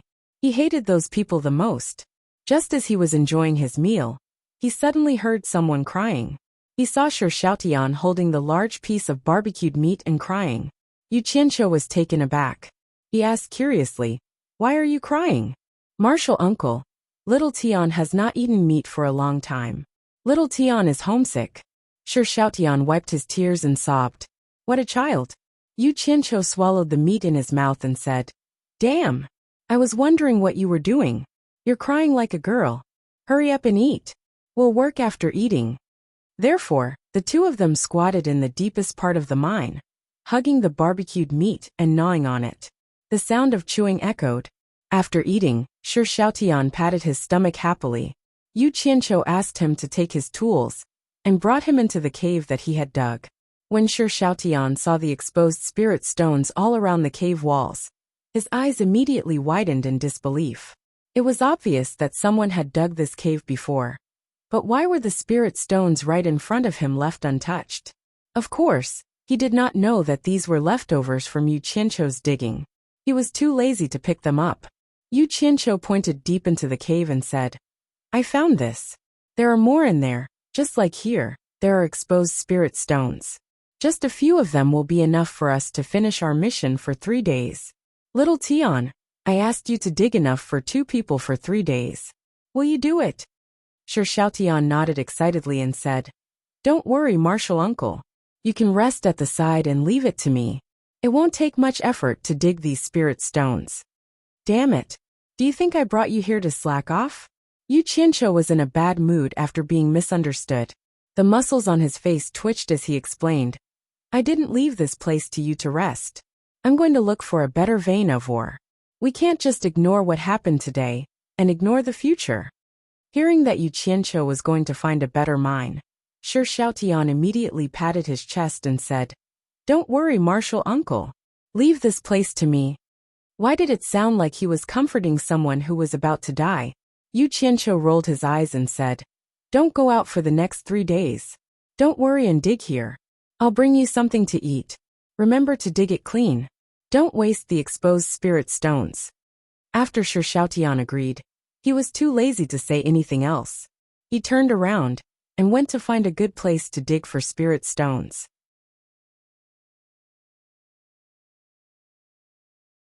Chapter 23. The next day Yu Qianqiu, who had a bountiful harvest, found Sir Xiaotian with 2 roasted hares. He saw that Sir Xiaotian was grinning from ear to ear and was happily digging. The 2 baskets were filled to the brim, and there was a big pile on the ground. Yu Qianqiu was shocked. He looked at where he dug and asked, "I think we've only dug 1/3 of the place? There's already so much." Sir Xiaotian smiled and said, "Uncle Master found a great place. We've dug enough to hand in 7 or 8 times. It's just that it's not easy to transport so many spirit stones." Yu Qianqiu didn't expect to miss so many spirit stones. He said in a deep voice, "We can't hand them over all at once. We have to hide the rest for a rainy day. I've found a good vein." "Ah, Uncle Master really found a good vein. That's enough for us to dig for a long time." Sir Xiaotian jumped in joy. "Eat something first." Yu Qianqiu passed a roasted hare to Sir Xiaotian. While eating, he said, "Later, I will find a place to hide these spirit stones." Then he looked at Sir Xiaotian's reaction. If the latter showed even the slightest bit of hesitation, he would have to reconsider their future cooperation. To his satisfaction, Sir Xiaotian bit the hare and said without hesitation, "I'll follow Uncle Master's decision." In fact, Sir Xiaotian's thinking was simple. The spirit stones here saved time and effort. Uncle Master could even bring him to such a good place. What was there not to trust? Moreover, he could bring food in at any time. He could be considered to be very capable here. "Good," Yu Qianqiu praised and said. "Don't call me Uncle Master in the future. It's making me old." "That's not good, right?" Sir Xiaotian let go of the hare. In this era where the hierarchy was strict, how could one not know one's seniority? Yu Qianqiu waved his hand and said, "There's nothing bad about it." "All right, then what should I call Uncle Master?" Hee. The corners of Yu Qianqiu's mouth curled up slightly, but the smile froze on his face. Then he sighed with a pair of confused eyes. "Call me Boss." "Boss," Sir Xiaotian muttered to himself. "Why does it feel like a secular gang name?" "Yes, just call me Boss." Yu Qianqiu's eyes lit up as he stared at him and said, "Little Tian, as long as you follow me wholeheartedly, I guarantee that you'll have a good life in the future, and I'll even bring you home." Sir Xiaotian, who felt that his future was bleak, seemed to have no other choice. He nodded and said, "I'll follow you, boss." Quack. Just you wait, cultivation world. I Hu Hansen am back. Yu Qianqiu laughed maniacally. That boss really made him feel good all over. Sir Xiaotian was stunned. "Boss, who's Hu Hansan?" Yu Qianqiu smiled sheepishly. "He's also a boss. After you finish eating, continue digging. I'll find a place to hide the spirit stones." The place he was talking about was naturally inside the golden bead. After 3 days, Gao Shiping, who was at the entrance of the cave, saw the two of them with a smile on his face. Yu Qianqiu secretly stuffed another high-grade spirit stone into his hand. The former was overjoyed. Sect leader Ong Kwangsung only got one high-grade spirit stone a month, but Gao Shiping got one every 4 days. At this rate, it would be amazing. That's strange. The supervisor who counted the spirit stones for Yu Qianqiu and Shi Xiaotian muttered. Gao Shiping, who was chatting with Yu Qianqiu, suddenly shivered. He turned around and asked, "What's wrong?" The supervisor replied, "The two of them have collected so many middle-grade and low-grade spirit stones. How could there not be a single high-grade spirit stone? Logically speaking, it's not possible. This is really strange." Yu Qianqiu, who had a guilty conscience, was also slightly surprised. When he heard that it was this question, he heaved a sigh of relief. He glanced at Gao Shiping meaningfully. Gao Shiping almost fainted. He thought to himself, "I thought it was something serious. He gave me the high-grade spirit stone. How could you see it from there? This guy is too meddlesome. Looks like he needs to adjust." He then shouted, "What kind of spirit stone you get is a matter of luck. If you have any objections, I can let you have a taste of mining. I only have one question for you. Have they completed their task?" When the supervisor heard that he was asked to mine, he immediately shivered. He quickly replied, Completed. Both of them exceeded their quota." Gao Shiping snorted coldly. When Yu Qianqiu and Shi Xiaotian were done checking, he pulled them out for a drink. The supervisor was so scared that he was in a trance for a long time. In a wooden hut, wine and dishes were already prepared. Gao Shiping smiled and said, "Junior Marshall Brothers' place is too dark and damp. This place is for you to stay temporarily. Come, let's drink." Yu Qianqiu did not stand on ceremony. After thanking Gao Shiping, he raised his cup and drank with him. Shi Xiaotian, who was at the side, ate and drank at the same time. He thought to himself that he had really followed the right person. There were so many delicious dishes that he did not even dare to think about in the past. He kept pouring wine for the two of them. After eating and drinking, Gao Shiping left. Yu Qianqiu asked Shi Xiaotian to stay with him. He did not let him return to that lousy cave. Shi Xiaotian was so touched that his eyes were brimming with tears. Yu Qianqiu only said one thing. "Work hard with me. Good days are still ahead." After saying that, he changed into a set of clean clothes that Gao Shiping left behind. He moved out a chair and picked some wildflowers. He lay outside and basked in the sun. Smelling the fragrance of the flowers, he soon fell asleep with the smell of alcohol in his mouth. Wu Baoru woke up, but he was still ill. It should be known that it was not easy for cultivators to fall sick. The higher one's cultivation, the less likely it was for them to fall sick. However, he was so angry that he fell sick. His senior and junior brothers naturally knew the ins and outs of what happened that day. They did not know whether to laugh or cry and scolded Yu Qianqiu for being a scoundrel. At this moment, another accident happened. It turned out that Wu Baoru, who was still ill, could not be angry. The moment he got out of bed, he heard many disciples discussing his despicable and shameless behavior. They were all talking about how he bullied Yu Qianqiu.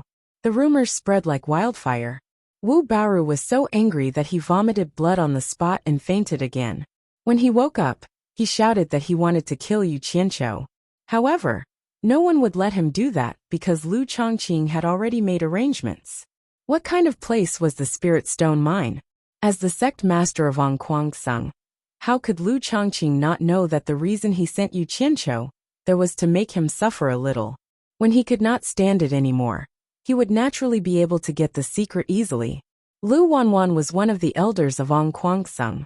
Today, he was entrusted by the sect master to look for Yu Qianqiu at the Spirit Stone mine. Before he left, he brought a few outstanding disciples and grand disciples with the purpose of letting everyone gain experience. Among them was Yu Qianqiu's fairy sister Chu Ping'er. Hearing the news, Gao Shiping hurriedly used his qi to dispel the smell of alcohol and hurriedly welcomed them. Lu Wanwan did not reveal the main purpose of this trip. He only told him to bring his disciples to gain experience. Gao Shiping, who thought that the elders were here to inspect the work, heaved a sigh of relief. He immediately nodded and bowed as he personally led everyone to explain. When they saw the few sets of torture tools in the mine, everyone sucked in a breath of cold air, especially when they saw the legendary wolf fang whips of the Spirit Stone mine. The ferocious barbs on the whips were frightening. Anyone could see that the dark red color on the whip was dyed with blood. At the side, Chu Ping could not help but ask, "Martial Uncle Gao, will the newcomers also suffer from this whipping?" Gao Shiping did not know why she asked such a question. He laughed and said, "Very few newcomers can complete the task. Most of them will not be able to escape this calamity." After saying that, he led everyone to the miners' residence. In the dark and damp cave, a few miners huddled together and were sleeping on the ground. When Gao Shiping walked to almost every cave, he shouted, "Wake up!" The sleeping miners immediately jumped up, as if it was a conditioned reflex. They stood together trembling with fear, not daring to make a sound. Looking at these skinny, dirty miners with tattered clothes, everyone could not help but sigh. Compared to Mount Qingguang, this place was simply hell on earth. They were all Ong Kwangsung disciples, but they did not expect the disparity to be so big. They all thought, in the future we must not end up like this. Lu Wanwan's purpose for coming here was to find Yu Qianqiu. Therefore, he patiently followed everyone to look at the caves one by one. In the end, after looking at all the caves, he did not see Yu Qianqiu. Instead, he saw many familiar faces. Although they were all disciples of the younger generation, they had all treated him with great respect. Now that they had become like this, he could not help but feel somewhat rueful. Chu Ping also had the same goal. She wanted to see how the scholar was doing, but she was also afraid of seeing an unsightly and miserable sight. She could not tell what kind of mentality she was in. In the end, she did not see anything. She could not help but become even more worried. She thought, "It's said that people dying in Spirit Stone mines is a very common thing. Could it be that he also? Martial Nephew Gao, are all the miners here?" Lu Wanwan had some doubts in his heart, and asked with a frown. Gao Shiping said respectfully, "Martial Uncle, you know that some of the disciples have been taken care of by certain sect elders. Naturally, it is not good to leave them here. If Martial Uncle wants to see them, please follow me." Seeing Lu Wanwan nod his head in agreement, Gao Shiping led everyone towards a row of wooden houses on the opposite side of the hill. Just as they walked up the hill, everyone smelled a strong smell of alcohol. Lu Wanwan turned his head to look, and saw a young disciple sleeping soundly on a reclining chair while basking in the sun. He could not help but frown and ask, "What's going on?" Actually, when Gao Shiping walked up the hill, he discovered Yu Qianqiu, who was basking in the sun. He was so scared that he broke out in a cold sweat and thought, "My ancestor, didn't he change a good place for you to sleep? Of all places to sleep, you had to sleep here. This time I'm going to die because of you." Hearing Lu Wanwan's words, he hurriedly ran over and shouted, "Junior Martial Brother Yu, Junior Martial Brother Yu, hurry up and wake up. The sect elders are here." Yu Qianqiu was sleeping soundly. He turned around and was unwilling to get up. Suddenly, he heard someone say that the sect elders were here.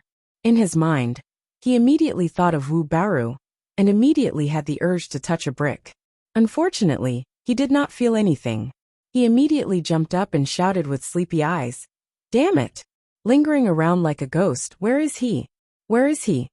My ancestor, please have mercy with your mouth." Gao Shiping almost shouted out loud.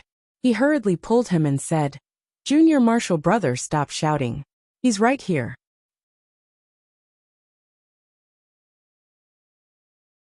Chapter 24. It's Martial Uncle Yu. The disciples looked at each other. This was beyond everyone's expectations. Logically speaking, Yu Qianqiu should have been punished to do hard labor, and his fate should have been similar to those miners. At this moment, Yu Qianqiu's clothes were bright, and his mouth was glistening with oil. His body reeked of alcohol, and there were a few flowers in his hair. He looked like he had just woken up, and it was obvious that he was living a comfortable life. Martial Uncle Lu. When Yu Qianqiu saw that it was Lu Wanwan and not Wu Baru, he smiled and walked over to greet him. The flowers in his hair swayed as he walked, and it was very conspicuous. The disciples couldn't help but laugh. Gao Shiping didn't know whether to laugh or cry. Junior apprentice brother, pluck the flowers from your hair. Oh. Yu Qianqiu touched his head, and realized that the flower he had placed on his head, before he fell asleep, was still on his head. He smiled awkwardly and threw it away. He then walked in front of Lu Wanwan and said with a sullen face, Marshal Uncle Lu, please help me ask. When can I go back? This is really not a place for people to stay. I really can't stand it anymore. Lu Wanwan snorted. Can't stand it?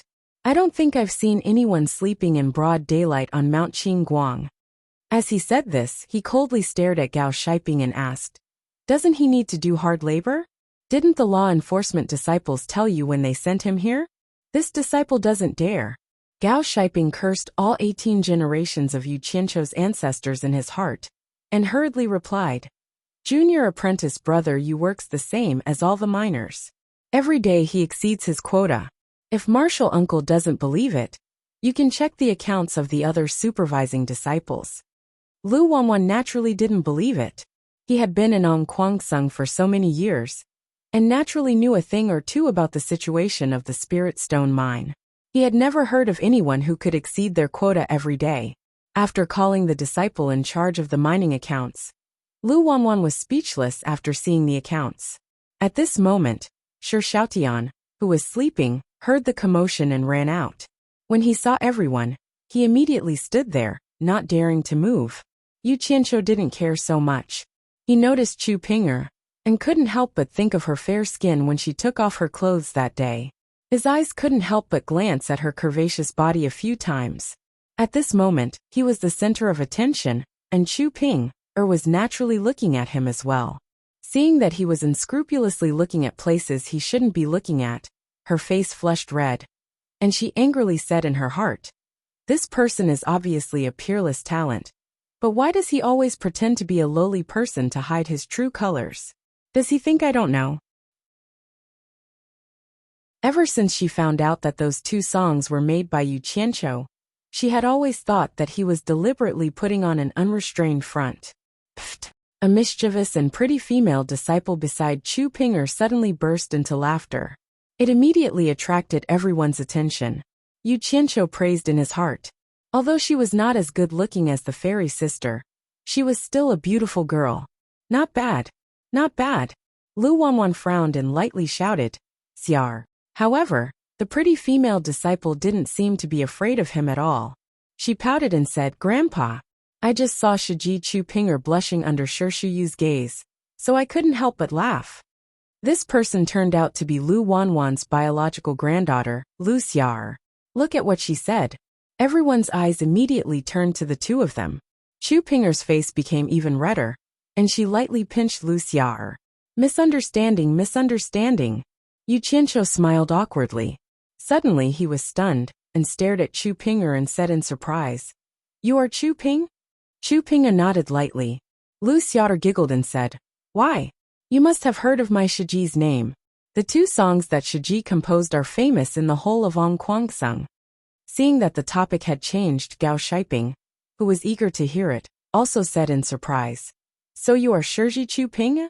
I have also heard of Shiji's talent here. I wonder when I will have the chance to listen to Shiji sing those 2 songs. Hearing this, even Lu Wanwan sighed and said, This is not nonsense. Chu Ping'er can really be considered as the most talented woman in Ongquangsung. The 2 songs that she composed are really the best in the world. 2 songs. Yu Qianqiu looked at Gao Shiping suspiciously, and then looked at Chu Ping'er. He seemed to have heard that the latter could sing White Fox. What was the other song? Lu Xiar looked at Yu Qianqiu with her hands behind her back, as if she was looking at an antique. She shook her head and said, It seems that Shiji is really ignorant. Haven't you heard of our Ongquangsung's 1,000 years of unrequited love? This song is now circulating in the whole cultivation world. 1,000 years of unrequited love? Yu Qianqiu murmured, then shook his head, indicating that he had never heard of it. Chu Ping'er's face was so red that she wanted to find a hole to hide in. She kept pulling Lu Xiar to prevent her from speaking, but the latter said arrogantly, Hey, Shiji, if you have never heard of this, then have you heard of Mandarin Duck and Butterfly Dream? What did you say? Yu Qianqiu suddenly let out a strange cry. Mandarin Duck and Butterfly Dream. Have you never heard of it? Lu Xiao pouted and repeated it again. She was almost despising Yu Qianqiu to the ends of the earth. Now, Yu Qianqiu was 100% sure that his song had been plagiarized. The strange thing was, when did the song Mandarin Ducks and Butterflies in a Dream spread out? Even if he said that he had sung it, no one would believe him, even if he was beaten to death. Forget it. Yu Qianqiu looked at Chu Ping'er with a sad look. She probably didn't know that it was him. He shook his head and said with a bitter smile, "It seems that I am really ignorant." Humph. It is true.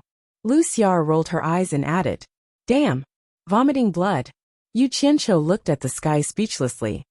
"Everyone listen to me." Chu Ping'er shouted and stood out with a red face. "I have said many times that these two songs were not written by me. But you all didn't believe me. Actually, this song was written by Shizhiyu." "What? It was him. It can't be right. Say it again." Everyone at the scene was stunned, wondering if they had heard wrongly. Everyone looked at Yu Qianqiu, whose mouth was covered in grease after eating the meat. How could he write such a song with his appearance? Not to mention them. Even Yu Qianqiu couldn't believe it himself. What he couldn't believe was how Chu Ping'er knew that he was the one who wrote it. "Senior Chu, you said that those two songs were written by Shizhiyu? Did I hear wrongly?" Lu Xiao's eyes widened. Then she stared at Yu Qianqiu and said, "Tell me, is it true?" Everyone stared at him, as if they wanted to eat him alive. Yu Qianqiu suddenly felt that something was wrong. He decided that he would not admit it even if he was beaten to death. He hurriedly waved his hand and said, "How is that possible? Shizhiyu, please don't joke around. I don't even know how to sing. How could I have written a song?" Everyone felt that what he said made sense. They looked at Chu Ping'er, wondering why she said that. Sigh. Shizhi has always been low-key. He hit his cultivation level and his talent. I know that Shizhi is not a person who likes to show off. So when people asked me, I didn't say who Shizhi was. In the end, everyone thought that I was the one who wrote those two songs, which made me feel helpless. Now that Shizhi is right in front of me, does Shizhi still want Chu Ping'er to lie in front of everyone? In the stone cave in the forbidden area, Shizhi wrote a song with every step. Chu Ping'er saw such amazing talent with her own eyes. How could it be wrong? Does Shizhi still want to deny it? Chu Ping'er said with fascination. Ah. Yu Qianqiu was stunned. You heard the song I sang in the stone cave in the forbidden area? How is that possible? When I taught it to the white fox, she was alone.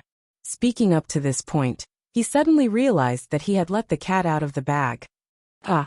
Everyone screamed and looked at Yu Qianqiu in disbelief. If he still couldn't tell who was lying, he would really be an idiot. Chu Ping'er smiled sweetly and said, Shizhi, please don't blame me for eavesdropping. I heard it unintentionally, but Shizhi's heavenly voice made Ping'er unable to move an inch. That's why I silently memorized it and sang it. I didn't expect other Shiji and Shimi to hear it and sing it. Please forgive me, Shizhi. So that's how it is. No wonder. Yu Qianqiu murmured. Suddenly he said, but I didn't have 1,000 years of unrequited love. I'm a fox that has cultivated for 1,000 years. Shizhi, don't you remember? I heard it from the woman in the stone pavilion. I don't know what name Shizhi came up with. Just the name Dream of Mandarin Ducks and Butterflies is so fascinating. Only Shizhi could come up with such a name. Ping'er wouldn't dare to give Shizhi's heavenly voice a title. The so-called 1,000 years of unrequited love was just something my Shiji and Shimi came up with. Now, I would like to ask Shizhi to tell me the name of the song. Ping'er will be very grateful. Chu Ping'er bowed politely. Yu Qianqiu's heart thumped wildly when he saw that gesture. He couldn't help but think of the day when he took off all his clothes. He thought to himself that since he had been discovered, he might as well pretend to be a gentleman in front of a beauty. Thus, he placed his hands behind his back and turned to look at the horizon. He sighed and said slowly with a hoarse voice, Forget it. Forget it. I didn't expect to be discovered. I accidentally overheard my master talking about the woman in the cave. When I saw her, I was inspired and wrote a song for her. The title of the song didn't have any other meaning. I just called it White Fox. That's right. As for the second song, I saw that she was always depressed and wanted to comfort her. Thus, I wrote a song for her. Dream of mandarin ducks and butterflies for her. Shirji-chu, do you have any questions? His words and actions had suddenly taken a 360-degree turn. It was hard for everyone to accept. Chu Pinger shook her head and said softly, White Fox. So it's called White Fox. It's elegant and not pretentious. It adds the finishing touch to the song. It's a good name. It's much better than the vulgar 1,000 years of unrequited love. Shirji's talent is shocking. Pinger admires it greatly. I just don't know when I'll be able to hear Shirji's masterpiece again. Damn it. That's fine too. Yu Qianqiu had nothing else to say. He could only wave his hand with his back facing her. As for this matter regarding art, the others didn't seem to understand it. Hearing Chu Pinger's words, it seemed to be true. When they looked at Yu Qianqiu again, it was as if they were looking at a high mountain, although they could only see his back. Everyone was stunned. Oh my, boss is amazing. Shi Xiaotian looked at his boss with admiration. Gao Shiping did the same. Even Lu Wanwan took a long time to regain his composure. He said, Could it be that the woman you were talking about in the Forbidden Cave is the White Fox spirit imprisoned in the pavilion? Chu Pinger nodded. Apart from the three of them, no one else knew what the White Fox was. Lu Xiao'er immediately pestered Chu Pinger to ask what was going on. Chu Pinger slowly told her a sad and touching love story. The female disciples heard it and burst into tears. When Lu Wanqian saw his granddaughter sobbing, he immediately came to his senses and recalled the mission he had come here for. His face immediately sank, and he shouted coldly, Yu Qianqiu, come with me. I have something to ask you.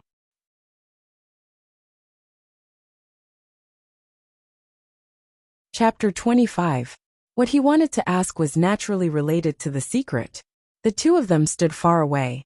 No one knew what they were talking about. They only saw Lu Wanwan pointing at Yu Qianqiu and scolding him, who was scared like a chicken. When the two of them came back one after another, Lu Wanwan's face was not good. Obviously he was angry. And Yu Qianqiu was dejected, as if he had been greatly wronged. It made people wonder what the former had done to the latter. In fact, it was nothing. Lu Wanwan made it clear and directly asked him for the secret. Yu Qianqiu denied it, and insisted that there was no secret. He only said that his master often gave him some elixirs in the past, and he really didn't know the secret. He made up his mind.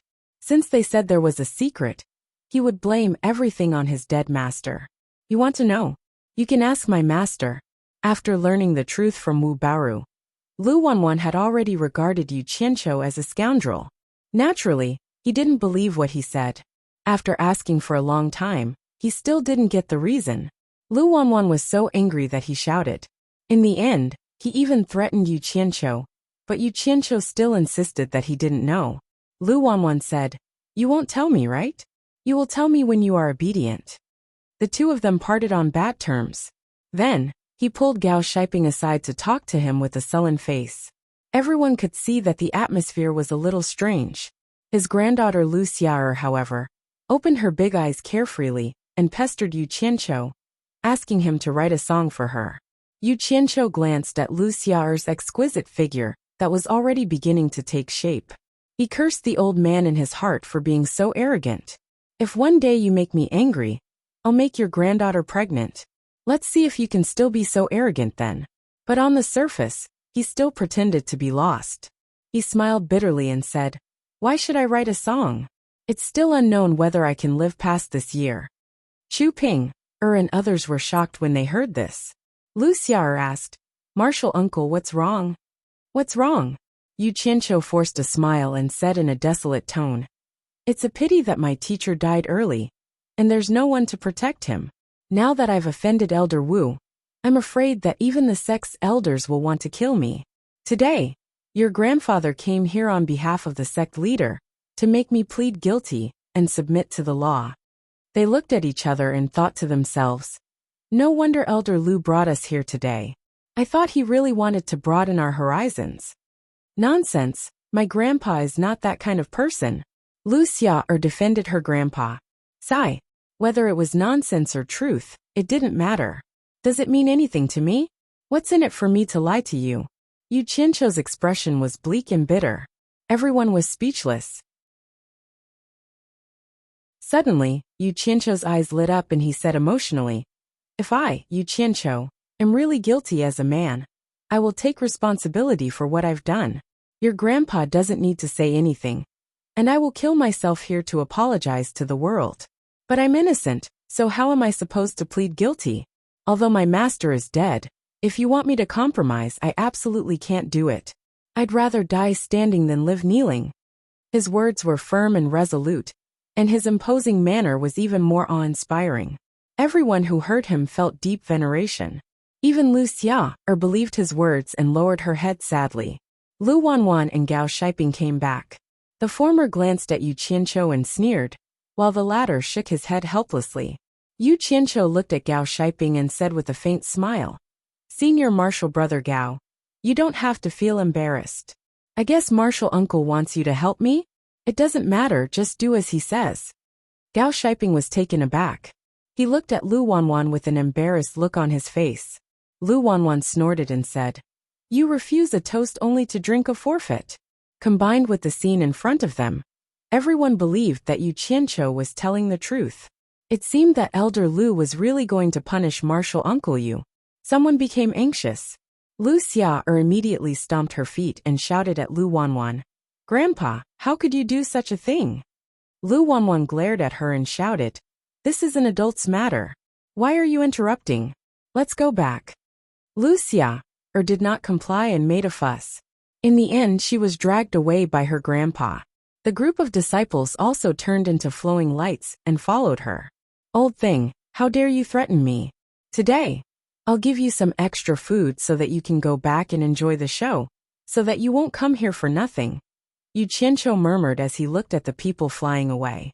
Although he said it softly, he did not mean to avoid the two people beside him. Sure, Xiaotian was not an idiot. Combining what his big brother had said before, and listening to what his big brother had said, his eyes that were originally solemn and stirring were instantly filled with shock. Although Gao Shiping did not know what had happened, he could tell that Yu Qianqiu was scolding Lu Wanwan. He could not help but admire Yu Qianqiu's courage. He even dared to scold an elder of the sect. Thinking about it, he felt satisfied. Since Yu Qianqiu dared to scold him in front of him, it was obvious that he did not treat him as an outsider. "Senior Brother Gao, tell me, how does Grand Elder Lu want you to torture me?" Yu Qianqiu sneered. Gao Shiping shook his head and smiled bitterly. "Junior brother, it seems that you have really offended the sect leader. Elder Lu actually came here to pass on the sect leader's decree. He did not say anything else. He only told me that from today onwards, junior brother, your mining volume will be doubled. Sigh. You know, I can protect junior brother and other things, but the mining volume of spirit stones will be supervised by the disciples of several branches. I dare not be biased. I am afraid that junior brother will not be able to complete the task. As for the punishment, I will also." Yu Qianqiu waved his hand and interrupted him. "Senior brother, you don't need to say any more. I know. Senior brother, just do what you have to do. You want to stump me with such a small matter? How childish." Gao Shiping secretly felt that it was a pity. In this way, he was afraid that his share of income would be gone. Those were upper-grade spirit stones. Yu Qianqiu seemed to see through Gao Shiping's thoughts. He smiled and said, "Don't worry, senior brother. 1 or 2 spirit stones is not a problem for me. You and I will continue as usual. However, there is one thing that I have to trouble senior brother with." His words had already made some things clear. Gao Shiping understood that Yu Qianqiu was clearly telling him that he would not be lacking in upper-grade spirit stones. His eyes immediately lit up. He patted his chest and said, "If junior brother has no problem, I naturally have no problem. Just tell me what you need." Yu Qianqiu smiled. He was very fond of people who did things straightforwardly after receiving money. These kinds of people were not afraid of you reaching out, but afraid that you would not accept. He said in a low voice, "I hope senior brother can prepare more food and wine for us to bring into the cave. After all, if the mining volume increases, it will be a big problem if we don't have enough to eat." I was wondering what it was. "Junior brother, don't worry. I will take care of this," Gao Shiping promised. Yu Qianqiu then said to Shi Xiaotian, Xiaotian, go and rest now. Once you are full of energy, you will start work tomorrow. Gao Shiping also said, you are Shi Xiaotian, right? Follow junior brother well. When the time comes, I will treat you well. What a joke. Helping Yu Qianqiu well was the same as helping him well. Of course he would say that. Shi Xiaotian nodded, and went back to his room, without saying another word. Actually he was not worried at all. Not to mention doubling the size of the place boss found. Even if it was 3 or 4 times bigger, he would still dig it out. After the 3 of them left, Yu Qianqiu lazily lay back on the chair, and continued to bask in the sun. He was thinking about a problem now. The conflict between him and Ong Guangsung had reached this point. It seemed like it was impossible for him to stay here for a long time. However, it was even more impossible for him to tell anyone about his secret. In this cultivation world where the strong preyed on the weak, that was his trump card to save his life. He would not tell anyone about it. The current solution was that as long as he could stay in the spirit stone mine for 1 more day, he would do his best to fish for as many spirit stones as he could. When he had enough spirit stones, he would leave. If this place did not keep him, there would be another place for him. What was there to be afraid of? The next day, after entering the spirit stone mine, Shi Xiaotian noticed that boss's face was much more serious. After entering the mine, he did not walk slowly, and directly brought them to the mining area. He was secretly puzzled. What was boss worried about? With so many spirit stones, would he be afraid of not being able to complete the task?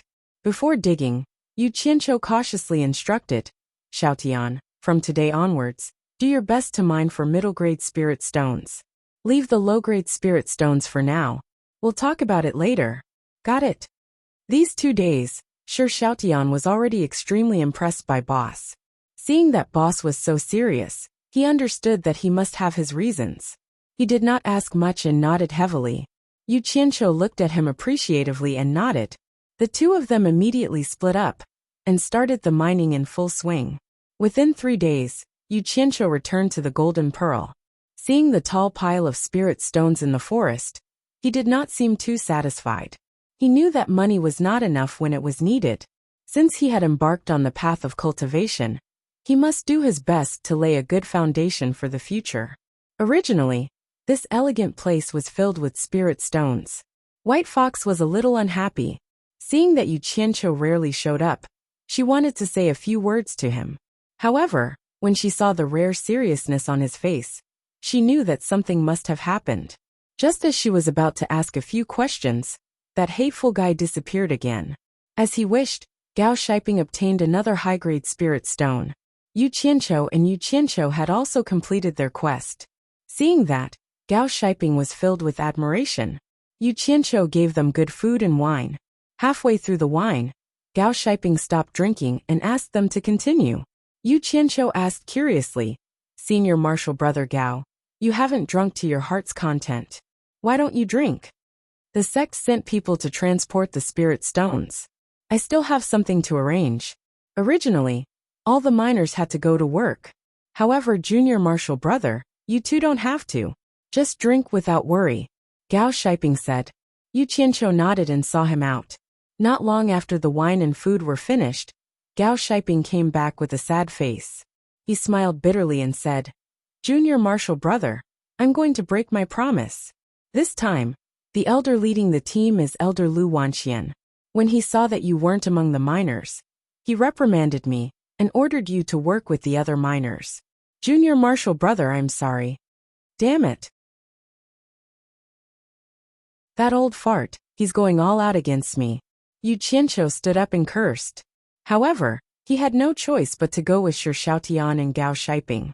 At the cave where the spirit stones were stored, Lu Wanwan, who was standing in front of a group of miners, snorted when he saw Yu Qianqiu. This brat's granddaughter had been quarreling with him for the past few days. The dozen elders beside him also looked over.